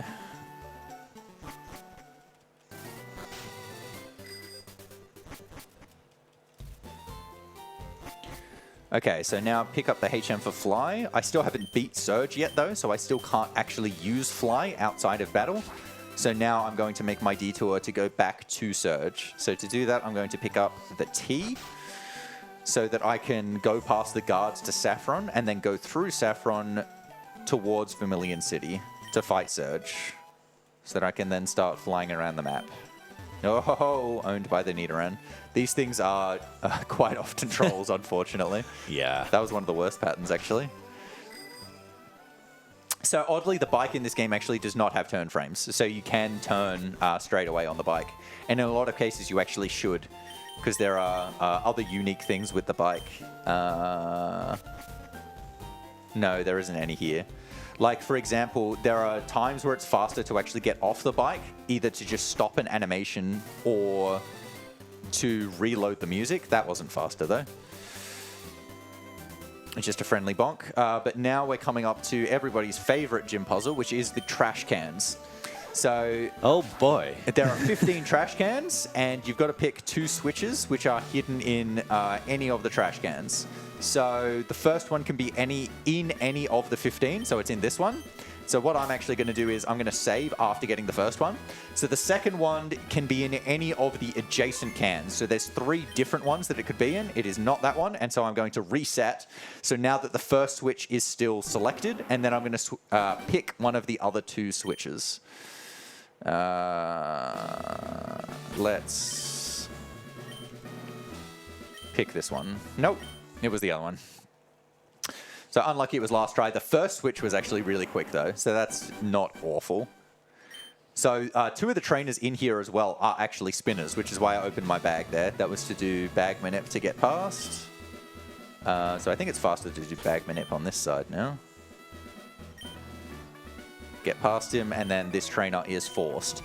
And so this is why I wanted to keep at least 4 secret powers, because in this gym, the Pikachu and the Raichu have static, and so I want to be using secret power because it does not make contact. So static, like Poison Point, is if they hit you with a contact move, 30% chance for paralysis, and obviously do not want that to happen. So I'm just going to spam secret power throughout this gym.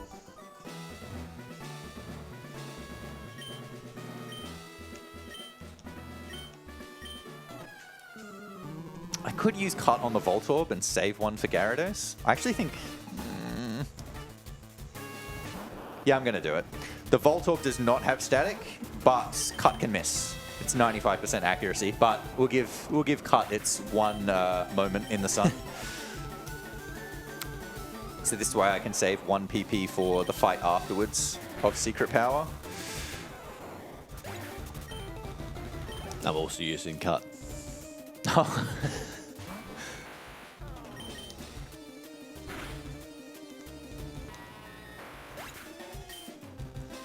Can't remember its powers, at 55?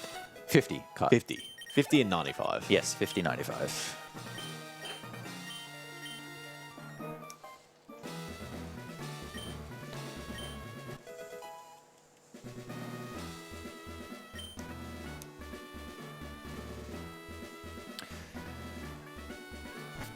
But yeah, so now going to teach Fly to Rex. He's super as well. So the reason we don't teach Fly to Jading is we want the moveset space, really. And Fly is used basically toward, like, throughout the whole run. But Cuts is not used anymore after this point. So once we get to Fuchsia City, we can delete Cut. Honestly, Farfetch'd, you'd love to have more than 4 moves as well towards the late game. There are some moves you have to pass on simply because you don't have space rather than they're not useful. They would be useful, but got to pick the best of what you've got. Whereas with a lot of Pokemon, it's just like if you're Blastoise, it's just like, yeah, I just want Surf. Maybe Blizzard Venusaur, but yeah, I'm just good with Surf. I got Surf.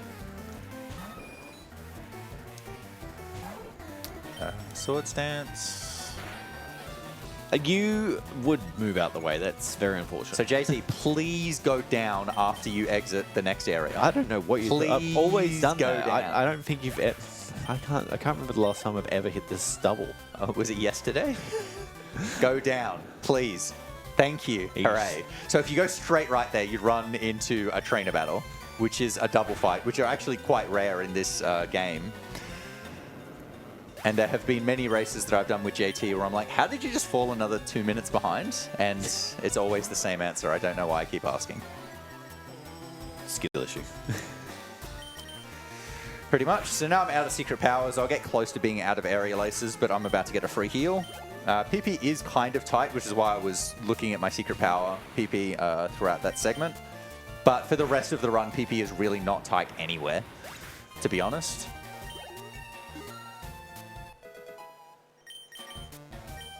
So yeah, here's one of the moves you have to pass on. This is Agility, which would double your speed.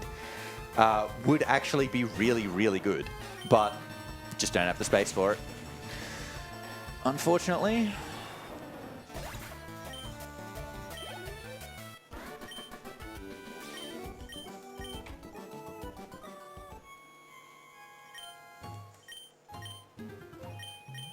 Oh, okay.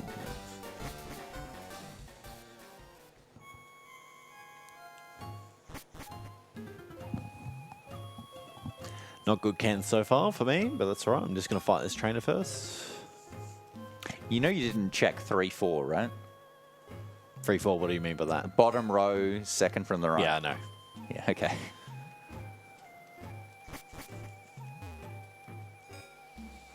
Is that where it is? That's where my one was.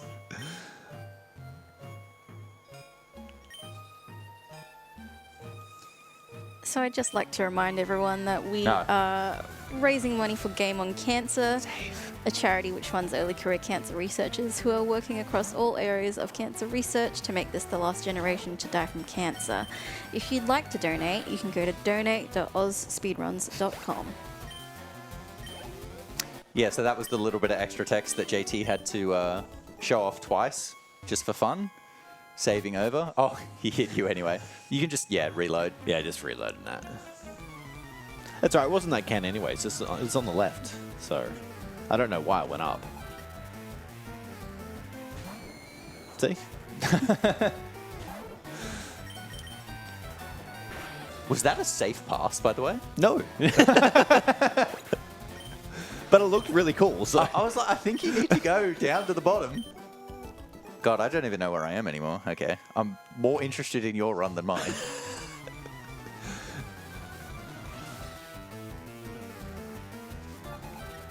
Ooh, I've only got 3 secret powers left. That's fine. Fine, yeah. Yeah.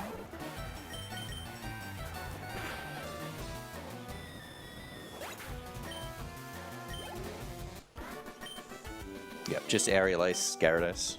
You're fine.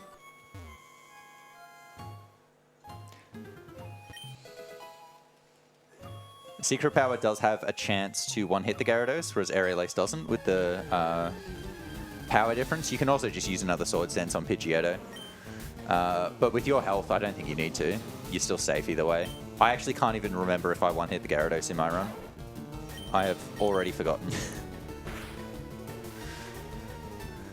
Alright, that's a nice, useful crit.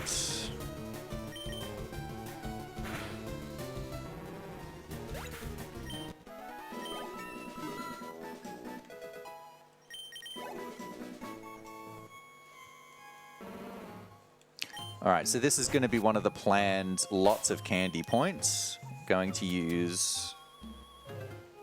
I have missed a rare candy. Okay, this is interesting. I'm supposed to have 4 rare candies. I only have 3.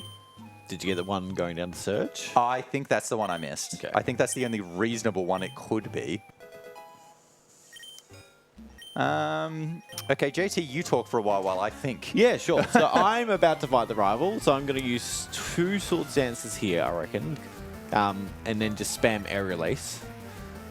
So this is the rival here.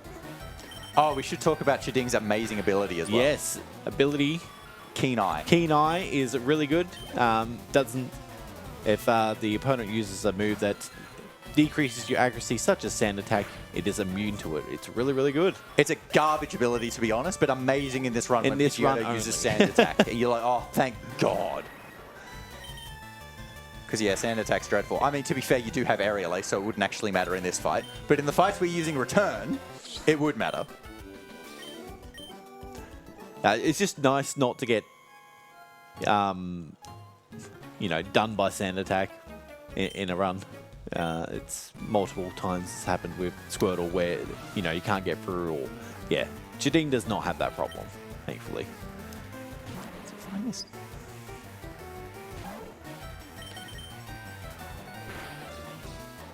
I'm going to pasta host some Pokemon Fire Red facts. There you go.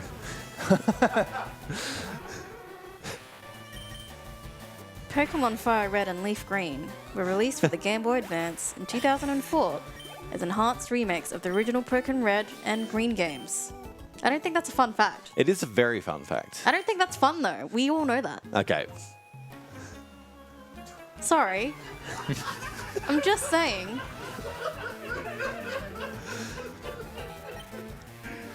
The Pokemon Green version was not released outside of Japan. That is true. That is a...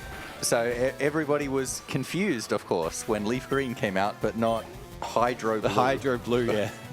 Or Aqua Blue. See, that should be on this list.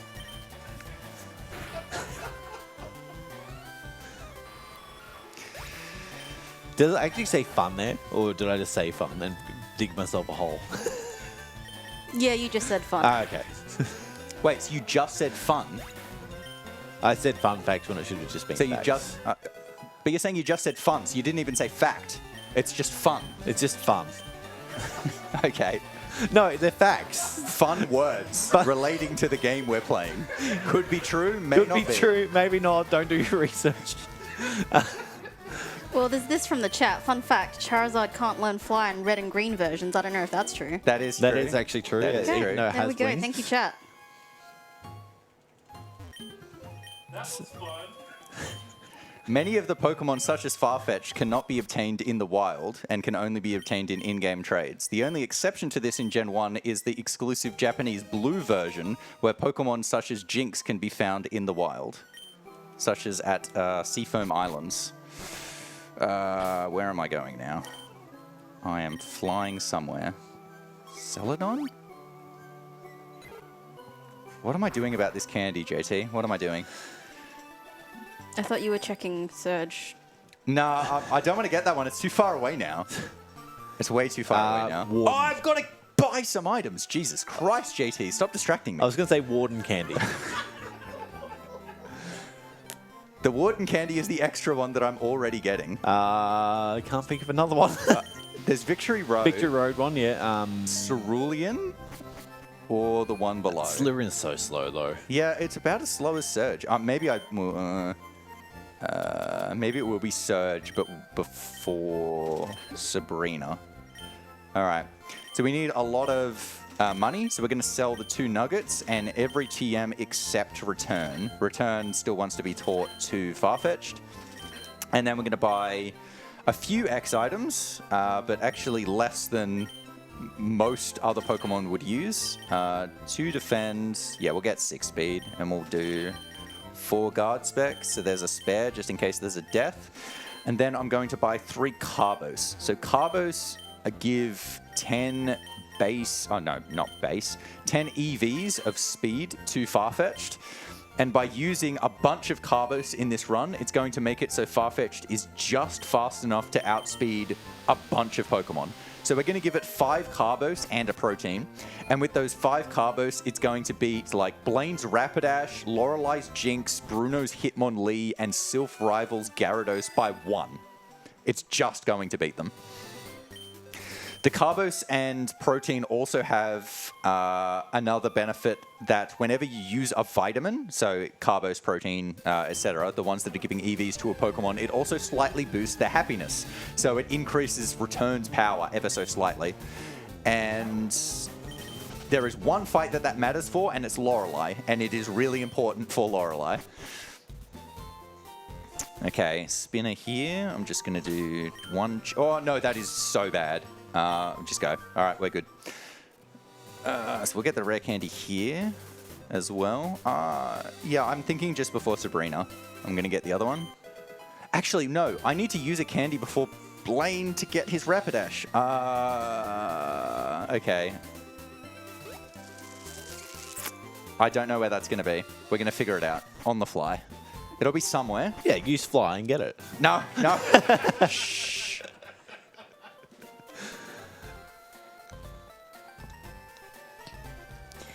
We've got a $7 donation from Nevlin, which says, this race is pretty great. Keep it on rock. Interesting definition of great, but we'll keep it going. So you're fine. You were fine? You got to 41? I'm 41. Yes, okay. So you're fine now. That all evens out. But it was after Marowak, though. Yeah. That's what I expected. So did I just make an unintentional time save? Maybe. Maybe. Super. I don't think I have to do anything else, though. JT, I don't like these facts. You don't have to read them then. What are your facts? Come on. I'm hearing nothing but complaints. All right, I'll read one of these out. That's not your fact. Players can choose between Bulbasaur, Charmander, or Squirtle as their starter Pokemon at the beginning of the game. That's on this list. Yeah, that was meant to be brought up at the start. I kind of forgot about that. Does it say Squirtle is a water-type Pokemon? Charmander is the fire-type, and Bulbasaur is the grass-type? It doesn't. It doesn't. Oh. No. Now, the more interesting ones are near the bottom. Like That was number 8 out of 10. this list just keeps getting worse somehow. You do have my permission to rip it up. No, I feel like I should read these. So I just remembered that something's coming up in the game here. What's happening? I don't think anything's using happening. secret power. Just You could have used Aerial Ace. That was a mistake. it was it. No. Yep. Okay. All right, so this is the move deleter. I am getting rid of Cut. Oh no. Petition for you to keep cut. No, that doesn't work. Getting rid of Cut. And so that's now going to open up move space for Return and for Steel Wing, which I hope I got in the Safari Zone. I was not paying attention. It's all those riveting facts. TM case, please be here. Thank you, Steel Wing. And so now I'm going to teach Return as well. So Return, unfortunately, has to go over Secret Power. There is no other move that I can get rid of. I need to keep the others for coverage, basically. Need to keep Aerial Ace to have a flying move, and need to keep Steel Wing to hit the rock rounds. It would be nice to keep Secret Power, even though Return is more powerful, to not make contact with things that have Poison Point, and there are still so many that have Poison Point, unfortunately. But so this fight is easy. This is just click Return.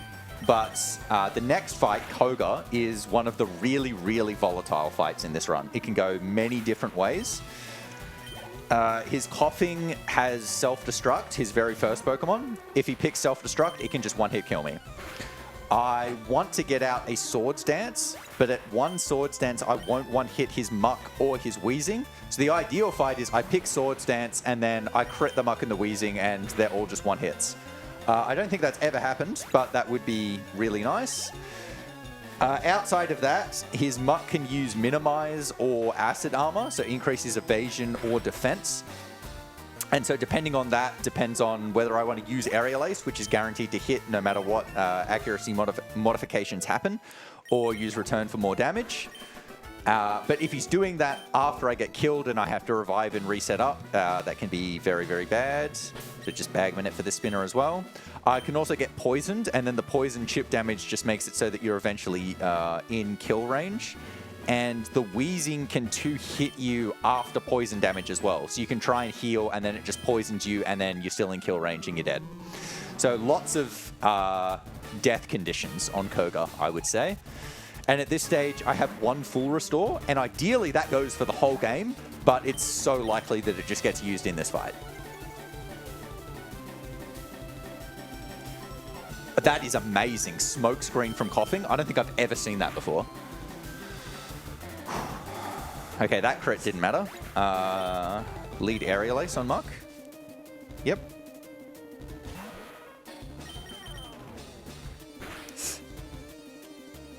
That's a useful crit. We're getting pretty close to perfect fight here. Just got to crit the wheezing. And even in this situation, for wheezing to kill me, it would have to both crit and poison.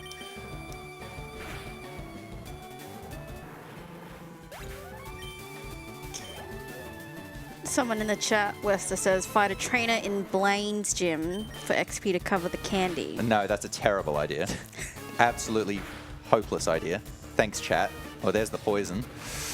Now, I'll definitely get an extra candy. I think I might be able to use it now. 40 to 41. Oh, no, that looks dicey. Oh, no, but I need to use it before Sylph Rival. Oh, this is so bad. I think I need to go now. 40. Yeah, because normally I would be 44. I'll be a bit short on experience, but I'll still hit Gyarados. I'll still hit... Actually, no, I should heal this now. I'll just use the full restore.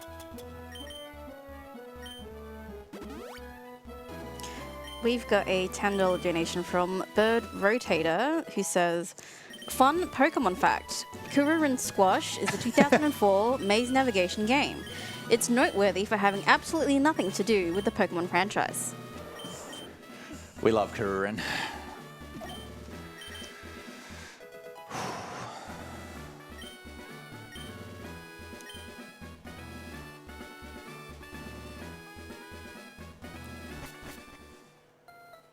I think this will still work out.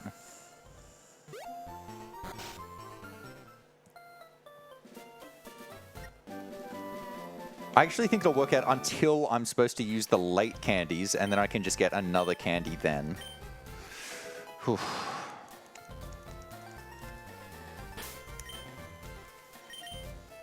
So this was supposed to be the extra candy that I was getting, so Warden candy. So in the perfect run, you wouldn't get this one.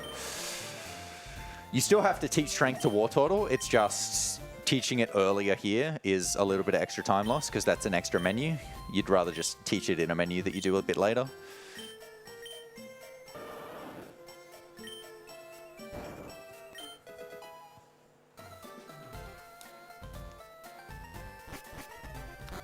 Okay, and then Saffron.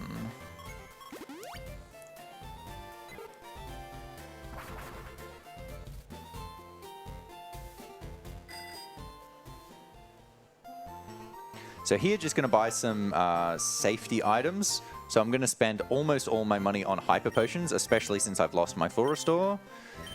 So I'll get 5 of them, and then I will spend the rest on a couple of full heals. So that money is right. Yeah, oh, I was supposed to get the candy. I forgot again. Okay, let's just go down and get it now. Before I forget for a 4th time. I hope it's this one that I missed, by the way. I really do. It was. Okay.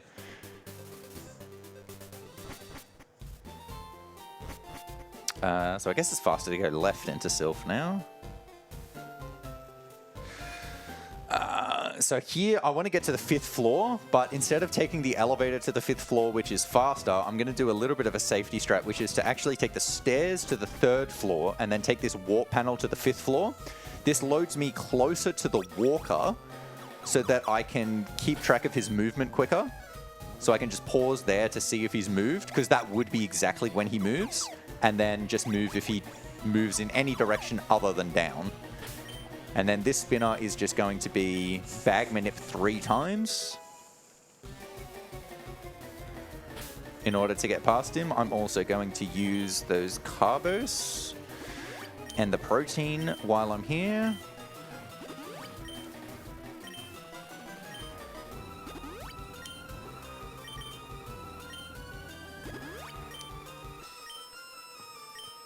So you have to be careful when you're closing the menu to actually use start instead of B to close the menu, because if you use B, you end up running pretty much every time after closing the menu, and then you just run straight into the spinner. Which is just muscle memory you have to, I guess, learn from doing a speedrun, because I think every casual player would use B to close the menu instead of start. Okay.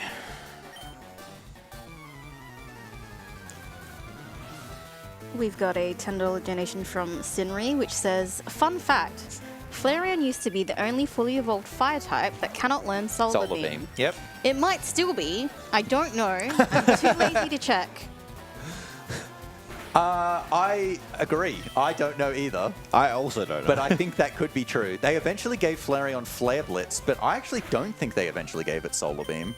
They did give a lot of things to a lot of Pokemon later on, but I'm not sure about that. In the original Gen 2, it used to only be the Fire Legendaries and Houndoom, and then by Gen 4, they had given it to every other fully evolved Fire type except Flareon, I think.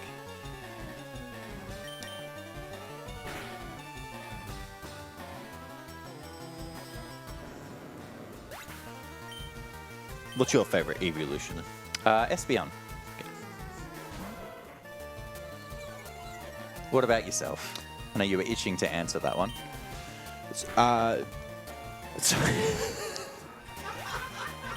My mind went to... Fun fact, No, the my... Eevee evolutions are Jolteon. I know, but my mind went to Ichion when you said that. Ichion? I don't know why. Anyway, it is normally Umbreon. Normally Umbreon, okay. Except at Cook Gaming Hours. Yeah. Oh, gosh. We've got a $5 donation from Psy Guy with no comment, but thank you. And $10 from Leos_McLeod. He says, what do you call a famous deer? A Starbucks. No. Hi, JT.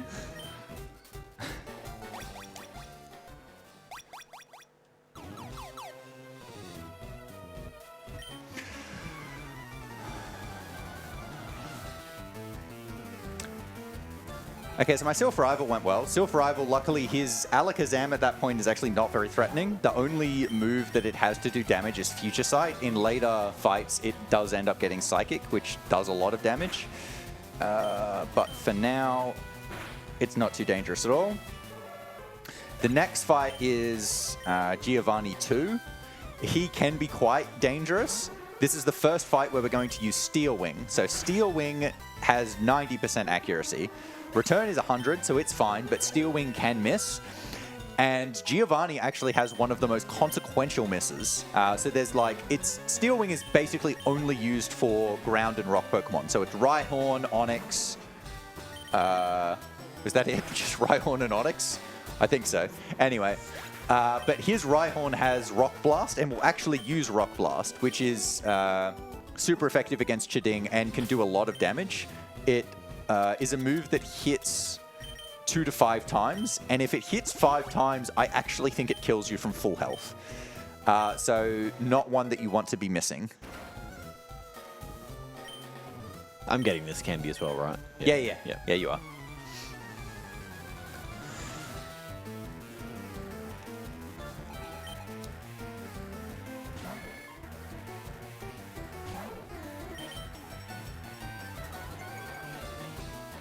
We've got a $10 donation from Stephen Strangle, which says, fun fact, the French name for Bulbasaur is, I don't know if I'm going to pronounce this correct, Bulbasaur. Bulbasaur. Which is simultaneously a pun on the Japanese and English names.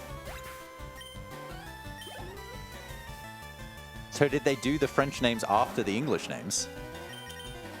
And not simultaneously? Surely they would have done them simultaneously. I'm unsure. I'm not fact-checking these. If you've got a fact and you want me to read it out, I will read it out if you donate. I'm not going to fact-check them.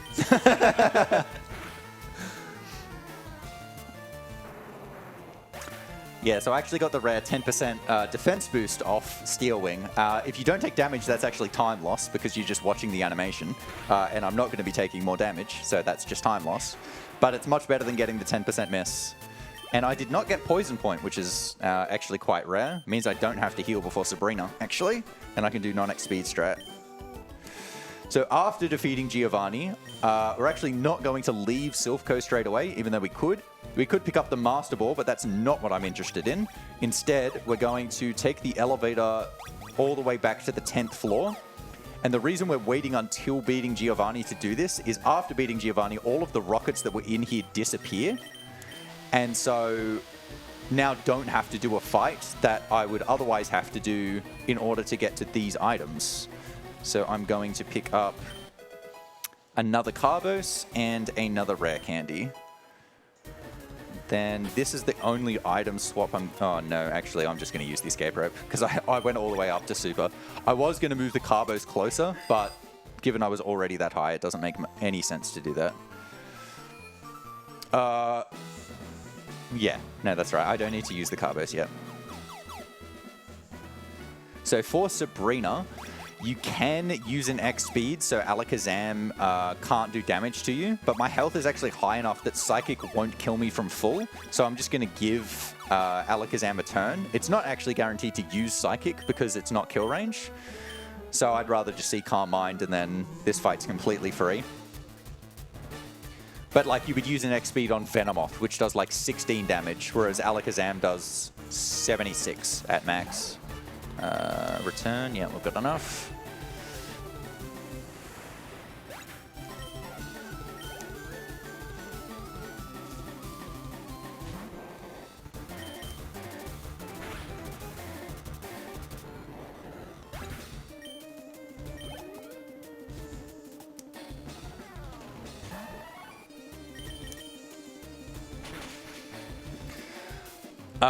One of the things we didn't explain yet somehow is because Chiding is a traded Pokemon, it's getting boosted experience, which is part of why it ends up being so nice towards the late game of the run, is it ends up a higher level than other Pokemon would. I did pick Psychic. Hopefully this does not critical. Very good. Oh, so here's the fun move that you have to deal with Sylph Rival. So he's got Feather Dance, which can reduce your attack by 2 stages, and so you can just get stuck in a war where you're boosting and he's saying, nah. Go again. You just kind of have to wait until he attacks you. Super Pound. Escape route?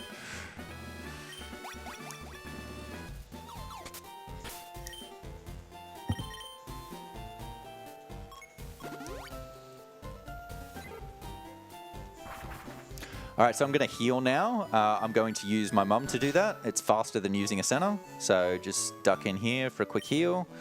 This is both for health and for PP. But it is planned. You do this every run, regardless. Because you really need to be full health before Blaine. And Blaine is going to be the next fight. So I'm going to surf down to Cinnabar. I'm going to go to Pokemon Mansion. But the next fight itself is going to be Blaine.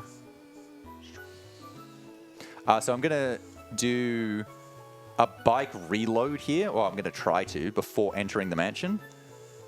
Yeah, so I went onto my bike and then went off my bike. The reason I did that is to cancel the music so that the load-in for when I enter the building actually ends up being significantly faster, rather than just either running there or biking straight there. Make awful sure not to use the last escape rope there.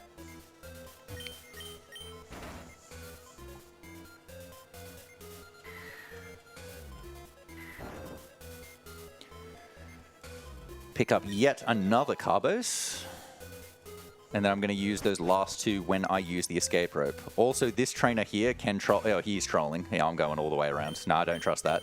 That is a trainer and he can see you. He can actually get into a position where you cannot get through. So he's there now. And you would have to wait for him to move away. Oh, my goodness. That's too far. But so we're here to pick up the secret key, which gives access to Blaine's gym. It's just locked if you don't pick this up first. So my carbos are going to be all the way down here. Use those on Shading.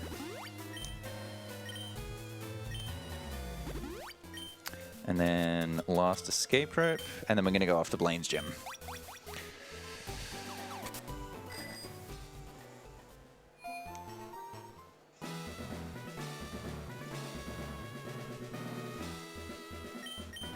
How you going, JT? We're hanging in there. I've made multiple mistakes which you didn't see, so nothing happened.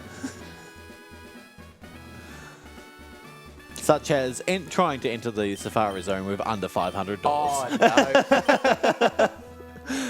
no. That's pretty good, though. Good in what way? Entertainment? Or, Yes. Yeah.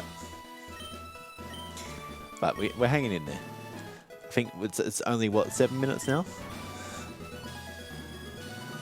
We've got a $3.88 donation from Rune Smiley Face. Pokemon fact: in Gold and Silver, Falkner was meant to use a Farfetch'd, but was replaced by Pidgeotto due to its high crit rate. Due to Pidgeotto's high crit rate? Or Farfetch'd high crit rate? It says Farfetch'd was meant to use Farfetch'd, but was replaced by Pidgeotto due to its high crit rate. I don't know who. It could refer to either. Yeah. It could. Yeah, I don't know who. That's also definitely not a fact. But I want to know what they were trying to say that was wrong. It's wrong either way. But I want to be clear about how they're wrong. All right, so Blaine. So this fight, I want to get off 3 Swords Dance because they're using Intimidate. Oh, well, the Growlithe and the Arcanine have Intimidate, so I need to use 3 Swords Dance in order to always one-hit the Arcanine. They're going to use Fire Blast, which does just under half, so hopefully I don't get a burn. The Growlithe also has Roar, which means you can't use the 3rd Swords Dance on Growlithe. So, like, I could do it now. It wouldn't kill me with Fire Blast, but it would use Roar because I've hit +3. And when you hit +3 and they've got Roar or Whirlwind, they will use it, which then forces you to switch out and brings out another Pokemon. So instead, I'm going to use the 3rd Swords Dance on Ponyta. There's a Fire Blast, please don't. There's a burn. I've used my full restore, unfortunately. So we're going to have to Hyper Potion and then full heal. Because burn also reduces your attack. Yeah, I can live another one. So I can't just go, otherwise I would. Okay, there's the miss. All right. Now we're good. Now it's just spam return. Useless critical. I didn't get to 49 before Rapidash, but I think I still outspeed it. I think I'm still good. I do not. I'm dead. Oh! Whew. We're so back. We are so back.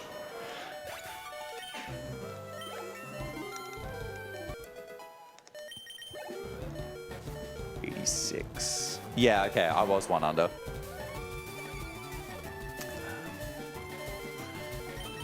But I do outspeed Arcanine. Whew. I am very confident that Rapidash could have killed me. That was definitely a damage range. That was not safe at all.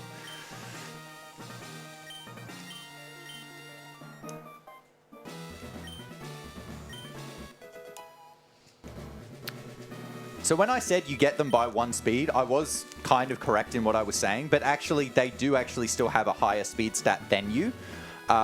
In this game, they still do have badge boosts. So all of my stats at this stage, well, actually except special defense, are boosted by 10% by the badge. So when you beat Brock, he boosts your attack by 10%. When you beat Surge, it's speed. And when you beat Koga, it's defense. And then Blaine is special attack. This is also the most important text box in the game. Bill comes out and says, oh, do you want to come to One Island? Just if you're up for it. If you say yes to that text box, that's 10 minutes down the drain. because you are locked into doing that side quest. You cannot leave. And the side quest takes about 10 minutes before you come back.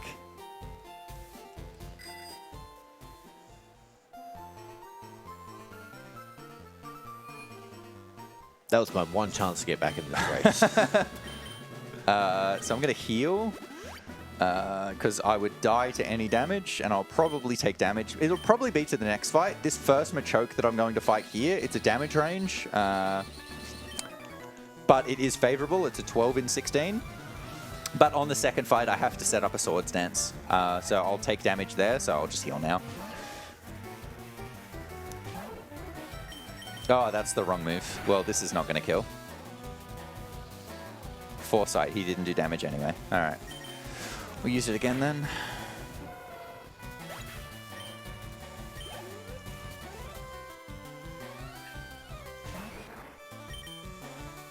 And skipper. Why are you only level 47? I didn't do Sabrina. Oh, okay. Well, I only just realized now. It's because I was looking at your screen and it was like, oh, Blaine's next. And no, it's not. No. Yeah, this is great. Yeah, all part of my plan, just to put you off. Yeah. It did put me off. It did confuse me. I think it had more of an impact on you, though, than on me.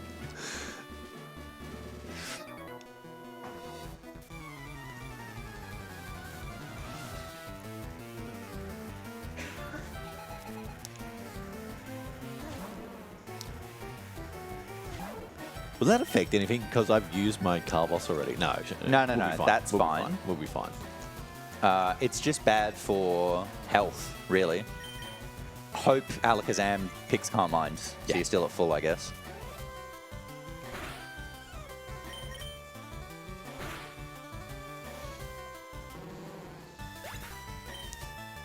I'm glad that one of us remembered. We've got a $4 donation from Not Rune Smiley Face. Pokemon fact: badge boosts were removed from Pokemon games because otherwise they'd make Farfetch'd too powerful.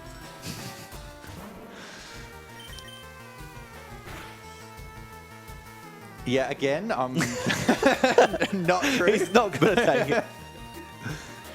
No, I actually don't know why they were removed, to be honest. So it could be true, I guess. I'm going with probably not.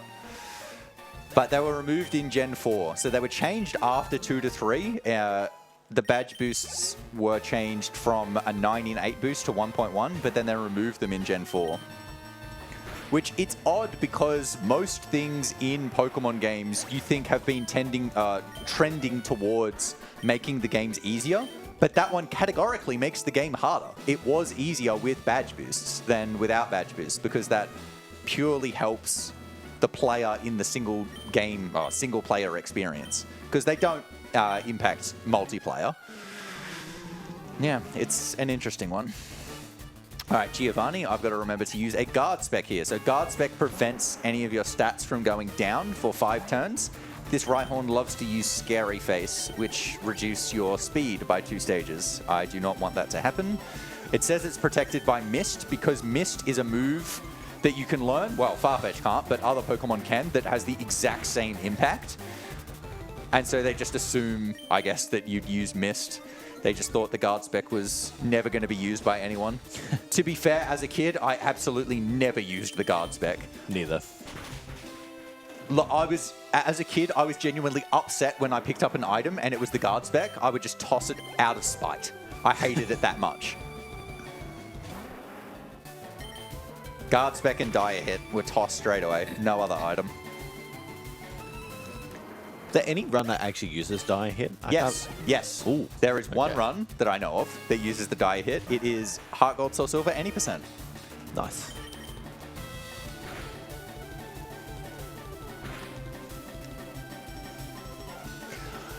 So the other thing we should explain, one of the moves that we passed on actually was Slash. And so Slash is a move that has an increased crit rate as well. And so that would stack upon the stick as well. So the stick raises by 2 stages, which hits you to 25% to 1 in 4. With an extra stage, which Slash has, it would mean you're +3 stages. But in this generation, that's actually only a 1 in 3 chance to critical, which isn't that much different. It's, 25% to 33%. If it was Gen 6 that we were playing in, Gen 6 onwards, the chance of criticaling with Slash would be 100%. And you would definitely teach Slash. But given it's only 33, it's not worth it because at the point where you learn it, it's the same power as Secret Power anyway. It's still just 70, and then you teach Return, which is higher power, and the higher power for consistency is far more important. Which, it is a shame, though. I would love to use... would love to use Slash with the stick. The stick, by the way, was renamed to the Leak in Gen 8, I want to say. I think it was still the stick in the 3DS games. Even though Farfetch'd is clearly holding a Leak anyway. It's just getting a second Leak, I guess. Wait, I'm supposed to use the candies here. Uh-oh. Did I hit 53? I didn't! Woohoo! I don't know what to do. Do we just go in at 52? We're going in at 52, I guess. Does that matter for this fight? I don't know if it matters for this fight. I use an X speed, so I'll outspeed everything anyway. I think it's the Venusaur will be a range. That's what it'll be. Otherwise, we'll be fine. So this is another Feather Dance War. Yep, here we go.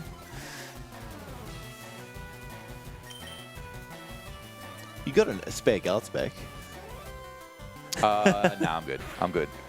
So you could use a guard spec to block it, and it would be better if it then picks Feather Dance, but it's not guaranteed to pick Feather Dance. And then if you use the guard spec and it attacks you, it ends up putting you in a situation where you have to heal, and that is more consequential. So yeah, I was just short of 53. You're supposed to use the 3 candies from 53 to 56 before this fight, but I'm going to have to use them after this fight. Need to use them before Lorelei, so it can only be after this fight.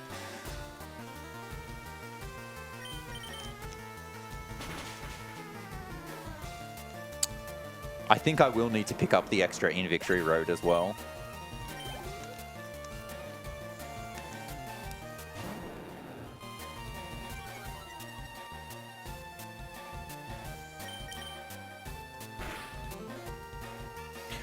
So what I'm going to do now is I'm going to use an X speed on Growlithe so I can outspeed the Alakazam. The Growlithe will probably use Agility so that he would be faster than me, but because I'm using an X speed on the same turn, I then end up being faster than him. As long as the levels don't matter. Yeah, Agility.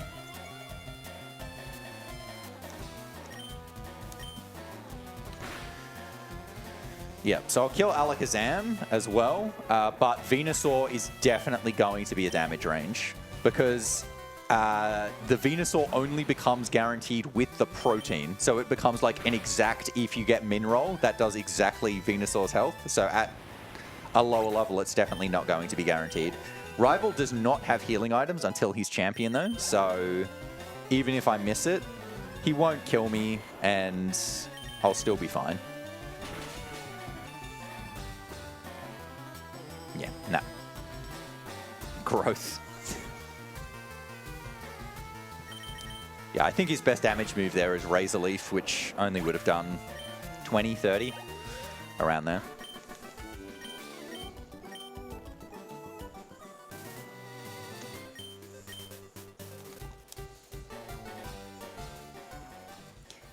We've got a $4 donation from Nevflin, which says, don't put this towards charity. Put it towards a lottery ticket fund for Worcester to put the winnings of that towards charity. This run is a sign. I don't know whether that means they think this run's going well or poorly, but... I think because you've had so many times where it could have gone bad, but it didn't. Oh, I see. Yes. I do agree with that. The living with one on Rapidash, I definitely thought that was definitely dead. Super potions are up. Oh, I'm not even looking for super potions. I'm looking for super repel. And we've got $20 from Did You Know? If Farfetch'd was a fire type, then Flareon wouldn't be the only fully evolved fire type to not learn Solar Beam and put this towards cricket.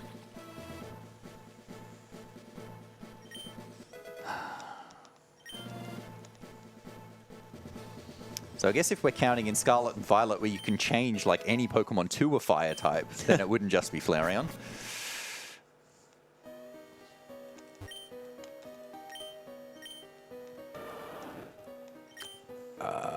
Hey JT, Yes. do you know which one is the rare candy?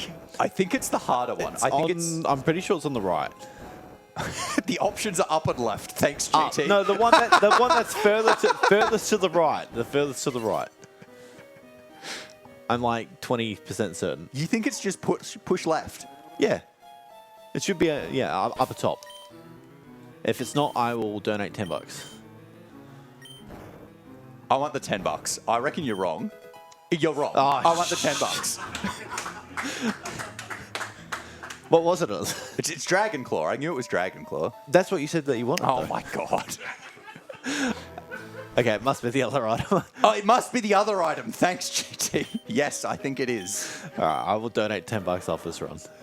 I'm sorry. At least it's going to. Honestly, I was pretty certain you were wrong, but I wanted the $10. So I actually don't think the rappel is going to last for Victory Road now as well, because I've had to reset the whole room.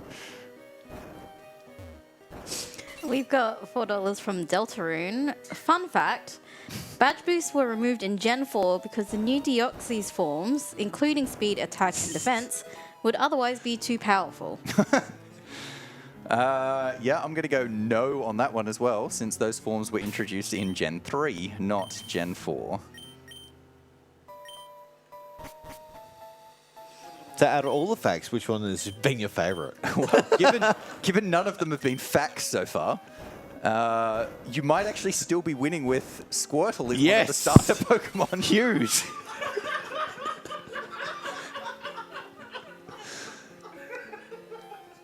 I knew that was a good fact for Reese. I didn't say a good fact. I said a fact. We've got $10 from Leos_McLeod. During the development of Pokemon in 1991 by Game Freak, Goku had just went Super Saiyan.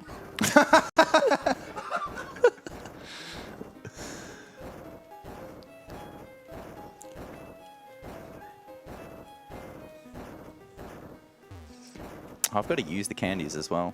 Damn. I'm just going to do that now because there's not going to be a better spot to do it. Ah, Steel Wing Miss, classic. Yeah, that's... Giovanni is one of the better places to get it, though, because he generally Yeah. is just using the guard spec again. We've got another $10 from Sinri.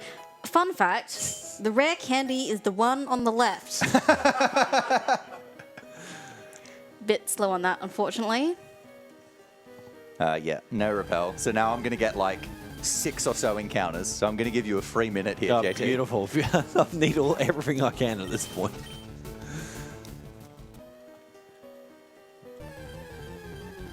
I have no healing items. I might just take the center. You have no healing items. 0.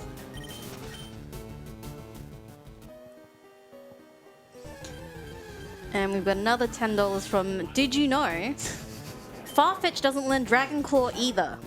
Oh, all this time. But that one is true. That one is true, yes. So I think Squirtle has been usurped. Oh, it had a good run though.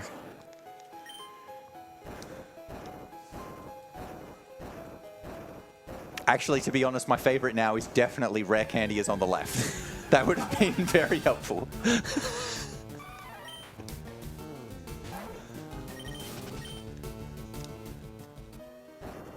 I'm also poison. I'm just going to Yeah, take the just center. take the center. I think I'm Just just take the going to take the center.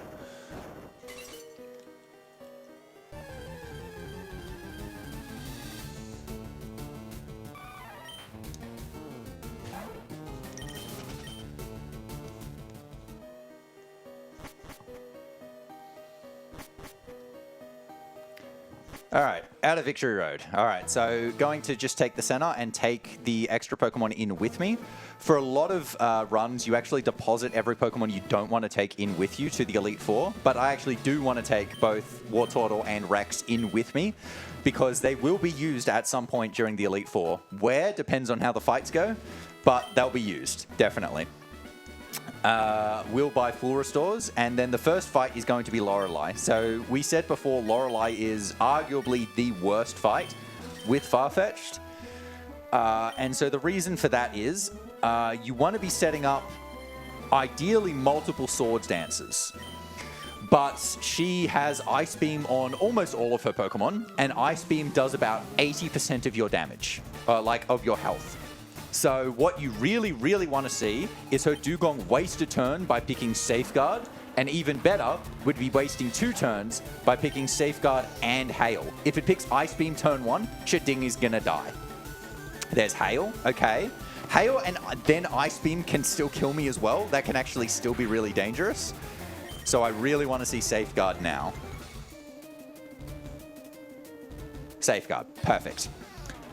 Okay, so now, ideally I can just kill everything at +2, but it is ranges. And so the ranges are on Slowbro and Lapras and Cloyster. It depends on how much happiness Farfetch'd actually has. So it's not yet maxed out. It's usually maxed out against Agatha. And so at this point, I'm expecting return to be about 100 power. And so this is a 15 in 16 range because of the hail damage. Got the Slowbro, beautiful. Lapras should be similar. And then the Cloyster will be about 9 in 16. The Jinx will die as long as I outspeed it. Which I should, because I've used all the Carbos and I ended up getting an extra candy. So I actually have a bit more experience than I should have at this stage. That didn't need to crit. The Cloyster, unfortunately, its ability is Shell Armor, so you can't actually crit it. But the Cloyster, I'm expecting to be 9 in 16. Luckily, though, the Cloyster does not have Ice Beam. Its only attacking move is Dive, which is a 2-turn move, and it only does, like, 30 damage. It definitely doesn't kill. It does have Protect, though. If I do get the Cloyster here, though, this will be the best Lorelei fight I've ever had, because it would be perfect, and I've never had perfect Lorelei before. Permission to make the bad Cloyster joke? Did not get it. Why do you need my permission? Yeah, you're right. It's donation for it. All right, you've got however long it takes for JT to get up to Lorelei to donate at least $2 to hear his terrible joke. And I'm sorry in advance. Well, we do have $4 from Maybe Rune Smiley Face. Pokemon fact, Farfetch'd was designed by famous Hatsune Miku fan Ken Sugimori as a tribute to his favorite VTuber.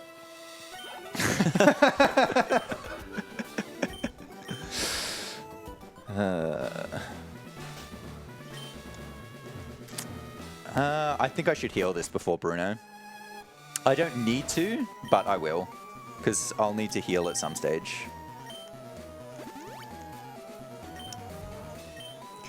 We've also got a $20 anonymous donation which says, fun fact, Wester is slightly more likely to win this race than JT. True at this point. I'm going to give you a chance, though. I'm not going to safety save for Lance or Champion. I don't even think that's going to save me at this point. So I think it would. I think it would, especially Champion. Okay, so I'm going to guard spec here because Rock Tomb drops speed as well. And I do not want the speed drops. I'm risking it.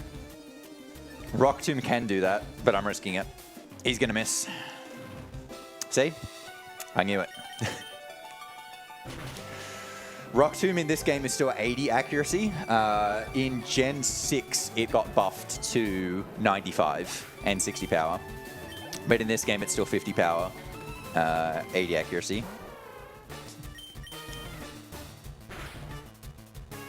when did it get buffed? Gen 6. Gen 6, yeah. Yep.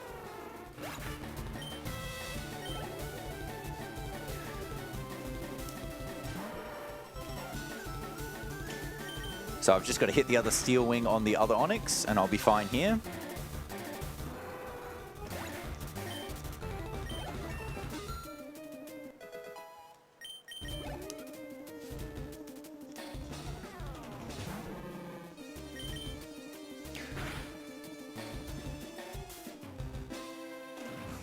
We've got $5 from Leos_McLeod. Let me hear the joke. Oh, there we go. All right. When I get to Lorelei, I will make the terrible closer joke. I think I crit all of Bruno's Pokemon, and none of them matter. So I have actually considered taking the stick off Farfetch'd for the Elite Four just to avoid all of those critical hits and the extra text, but you can still get useful crits against like the Slowbro against on Lorelei or whatever, just to avoid that damage range, and it makes a huge difference if you do. And especially if you get Ice Beam straight away, you really want crits on Lorelei at that stage. So Agatha, this is my favorite fight in the run, I'm going to be honest with you. I'm not even going to heal, I'm just going in with 51 health. So Agatha's Gengar, its only move to do direct damage is Nightshade, which doesn't do damage because you're a normal type, so you're immune to it. So its only way to actually do damage is with status moves. But because of that, it prioritizes Double Team. And we know Aerial Ace, which always hits anyway. So this fight is basically always, she just spams Double Team while you set up. And then you set up to absolute max, the X speed and all 3 Swords Dance. And then it's just Aerial Ace and goodnight.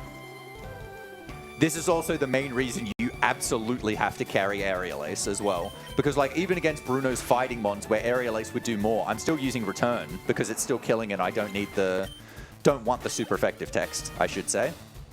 But you can't hit Gengar with Return because normal doesn't impact Ghost. And you could teach Fly, but then hitting Fly through Double Team would be absolutely torturous. Yeah, see, look, you're almost at Lorelei, so if I wipe to Lance or Champion, you're ahead. Still in with a very minute chance. We've got $5 from Mafia Cow. Mafia Cow redeemed 100,000 channel points to ask a question in the FAQ. Is this joke still funny? Well, I laughed before the words came out, so I guess yes. Funny enough to me.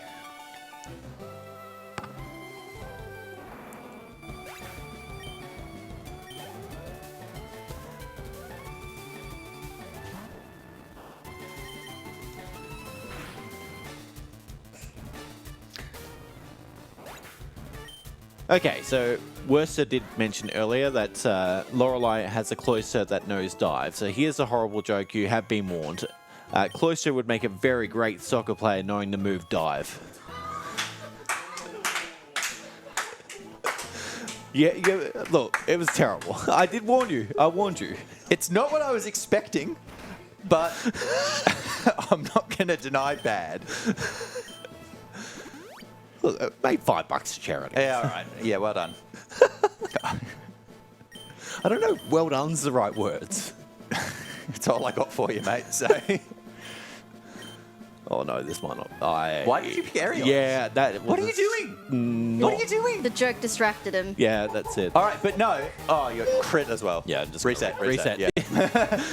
All right, so this is where War Turtle's going to get used for Lance. So because I didn't have to use any revives beforehand, I'm going to send out War Turtle first.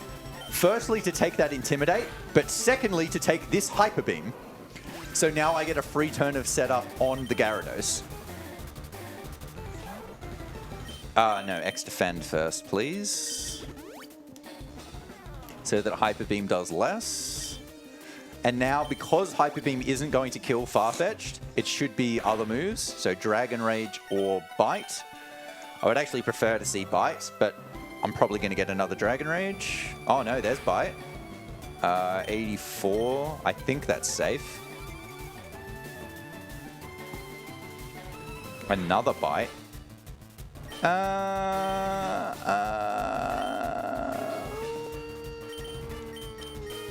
I'm going to heal. I'm going to heal.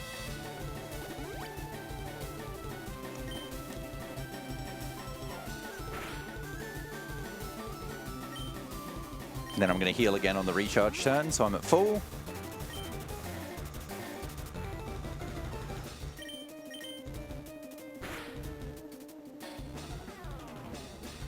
Nice. Okay. Just use return this time, please. Just use the right move, and then we're fine. We've got a $2,118.95 donation from Bagley. Fun fact, in just under 24 hours, you can tune into AusSpeedruns to see Super International Cricket played in Test match. Oh, yes! Wow. Thank you for your generosity and filling out that incentive. Yeah, huge props for That's that. huge. Yeah, thanks. Thank you so much for that.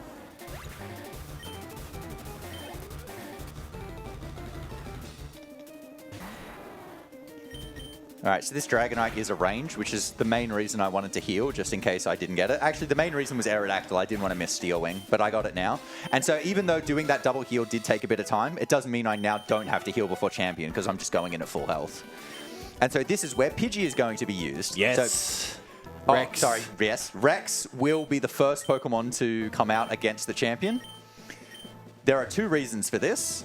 One is, unfortunately, Rex needs to die. We need Farfetch'd to be the only Pokemon alive because his Pidgeotto knows Whirlwind. And if you have another Pokemon alive while trying to set up, he will use Whirlwind to phase you out. So you need everything dead. But also, during this turn, I can use a Guard Spec to then try and block Feather Dance. Guard Spec applies to the whole party for 5 turns, not just the Pokemon you're using it with. What this does mean, of course, is if I get an errant crit or I miss Steel Wing or whatever, I cannot revive Farfetch'd, and I haven't saved. So if I die, it's all over. I go all the way back to the start of the Elite Four. So this is why I'm saying JT is still in this. It is not over until it is over. Aerial Ace, that's not good. I wanted to see more Feather Dance. I wanted to see more free turns. That's 2. Come on, give me one here, please. No. I'm going to heal that. 2.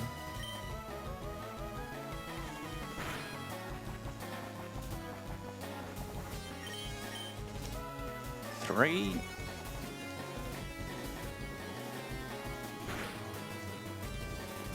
I'm going to heal that again.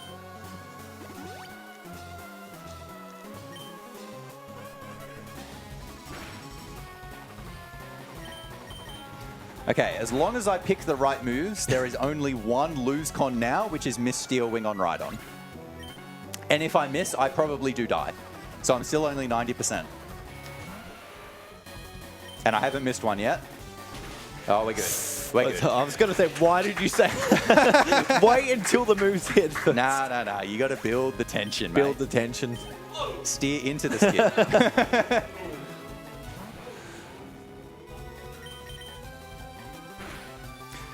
But yeah, you do want to be at decently high health at this point anyway, because his Arcanine has extreme speed. And by being high enough health, he just won't use it. But if you're, like, it can do 65 damage. And extreme speed's a priority move. So it goes first. So you want to be well above that anyway, which is why you heal a bunch on Pidgeot.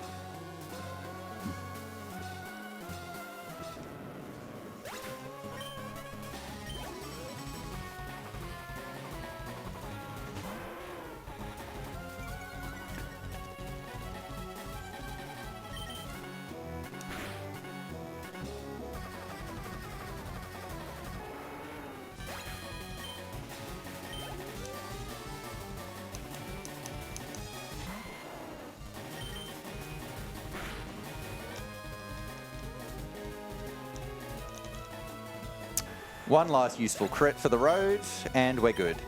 So time will be in like a minute and a half once the Hall of Fame cutscene is done, and then the credits start to roll. GG.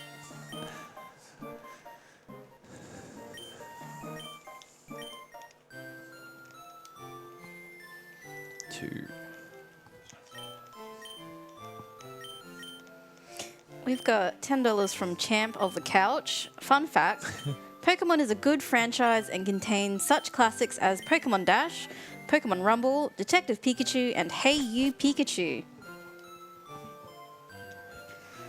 That is true. Those are all Pokemon games.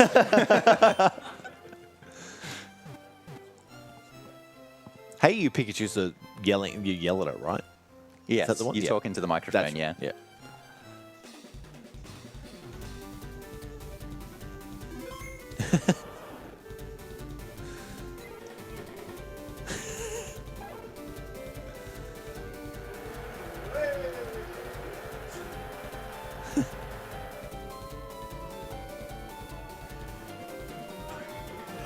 And time. Hey.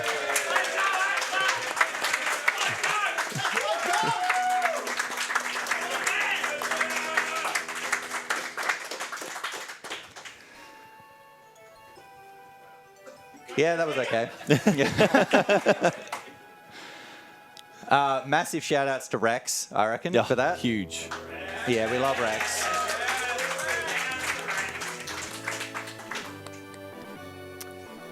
Yeah, that's all I got to say. All right, just beating Agatha, and we're heading to Lance. I will be saving just in case. Yes. You'll be right. Yeah. We've got $10 from Saucy, which says, here's double what the joke costs to make sure you never tell it again. Well, that's even more money I made off that bad joke. It was so bad it made more money. And we've also got $4 from Rune in the right direction. Philosophical fact, if JT doesn't catch up to Worcester, they will be left behind. Up for the, I don't think that's what philosophical means, but anyway. And up for the Dragon Claw, left for the... But I'm right-handed. Oh.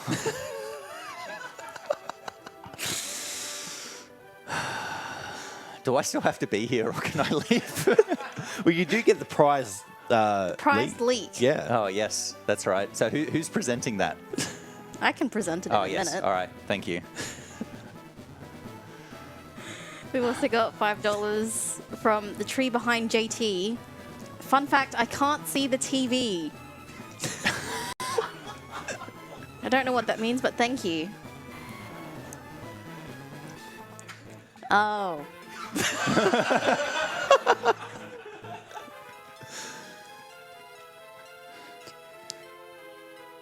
$70 seal. So I've used one sword stance. I need to use at least Two. two. I'll Yes. go two because, oh, okay, now we're fine. You should have healed first, but anyway. Oh, are you going there? No. Healing. Okay. Healing. All right. Yeah, you definitely should have healed first then. Because this will probably be Hyper Beam again. So now you should heal again.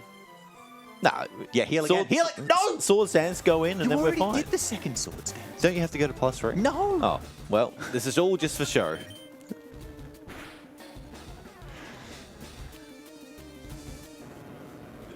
It does mean you're guaranteed on Dragonite now. Yes, that was my plan. You've eliminated the 14 and 16 range.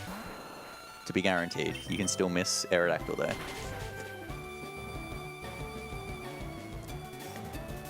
We've got $15 from Pipak, which says, here's triple what the joke costs to hear it again.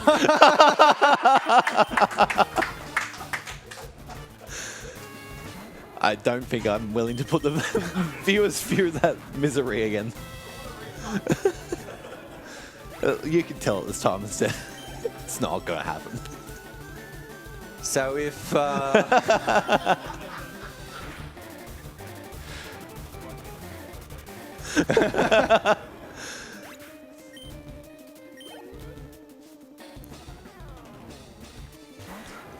if I knew more about soccer and I could integrate it into like a club more known for it. Okay. Who's a club that we... Oh, no, actually, okay, if Cloister... Here we go. If Cloister played soccer, they would play in 2006 for Italy against Australia. Because I know... Was it 06? Yeah. Oh, yes, there we go. Because Cloister knows the move dive. Because it knows dive. There we go. Hooray. I don't know why they're clapping for that, but...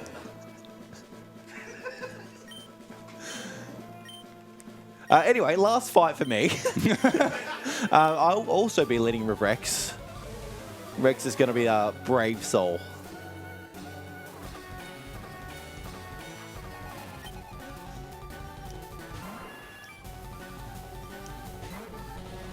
Alright, so we're going to also use a guard spec here on the turn that unfortunately Rex goes down.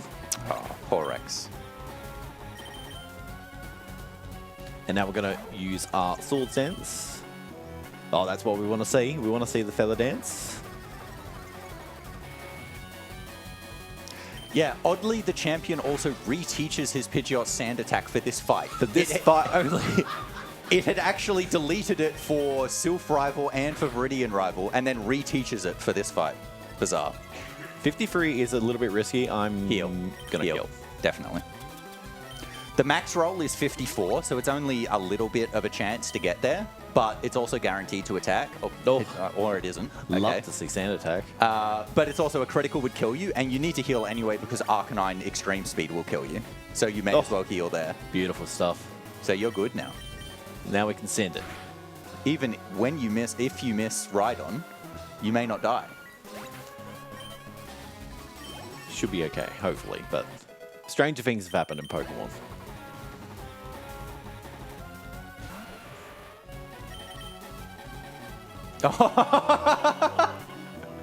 Alright, so what do I do now? I don't think that kills, but the speed drop happens. What comes out third? Is it Zam?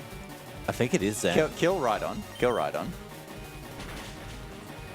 That's not good. Because you're slower than Zam, aren't you? Yeah. Zam can kill me. Yeah, so you definitely heal. I think it's guaranteed to Psychic, though, isn't it? And that probably does more than half. I think we just lose. You're probably screwed. Heal and we'll see.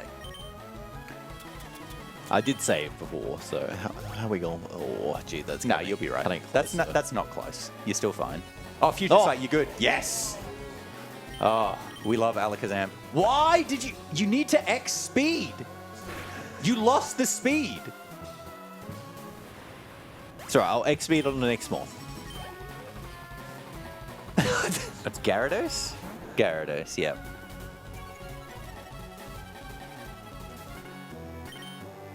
Okay.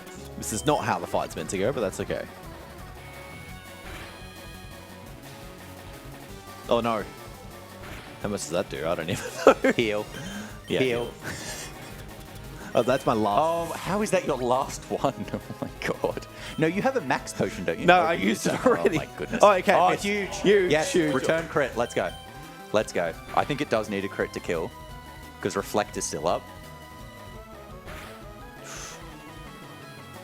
No, I think we're still fine. This is Because Reflect will go down now? I think this that's is enough. the last turn, yeah. It better be.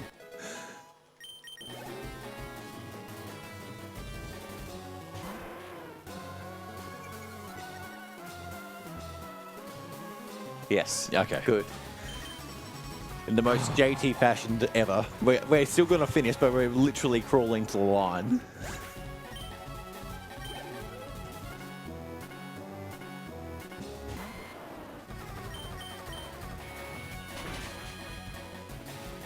I think I was meant to return there, but whatever.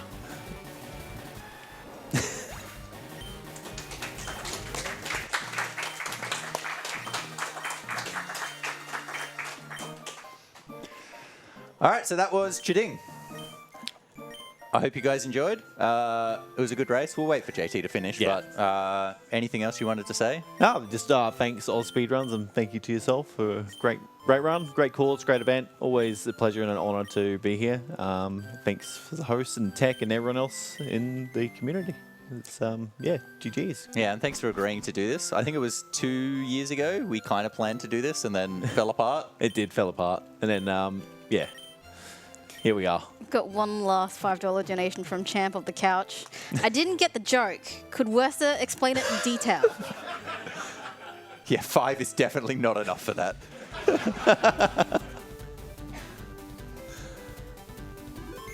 All right, and time's coming up for me as well once we get out of this Hall of Fame sequence. Ooh.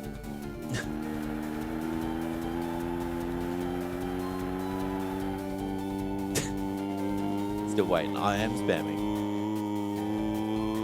And that's time there. Way! Underestimate. But yeah, good fun. Thanks again to Ursa. Good game. Good, I want my leak. yeah. Yeah, Oh, I'm, my I'm coming over. Yes. So the coveted presented leak, one of a kind, limited edition. Here it is. And of course, made by our lovely host as well. Here we Thank go. you very much. There we go. Put it in there. Put it in there. Yes. Yeah, thanks again for having us. Cheers.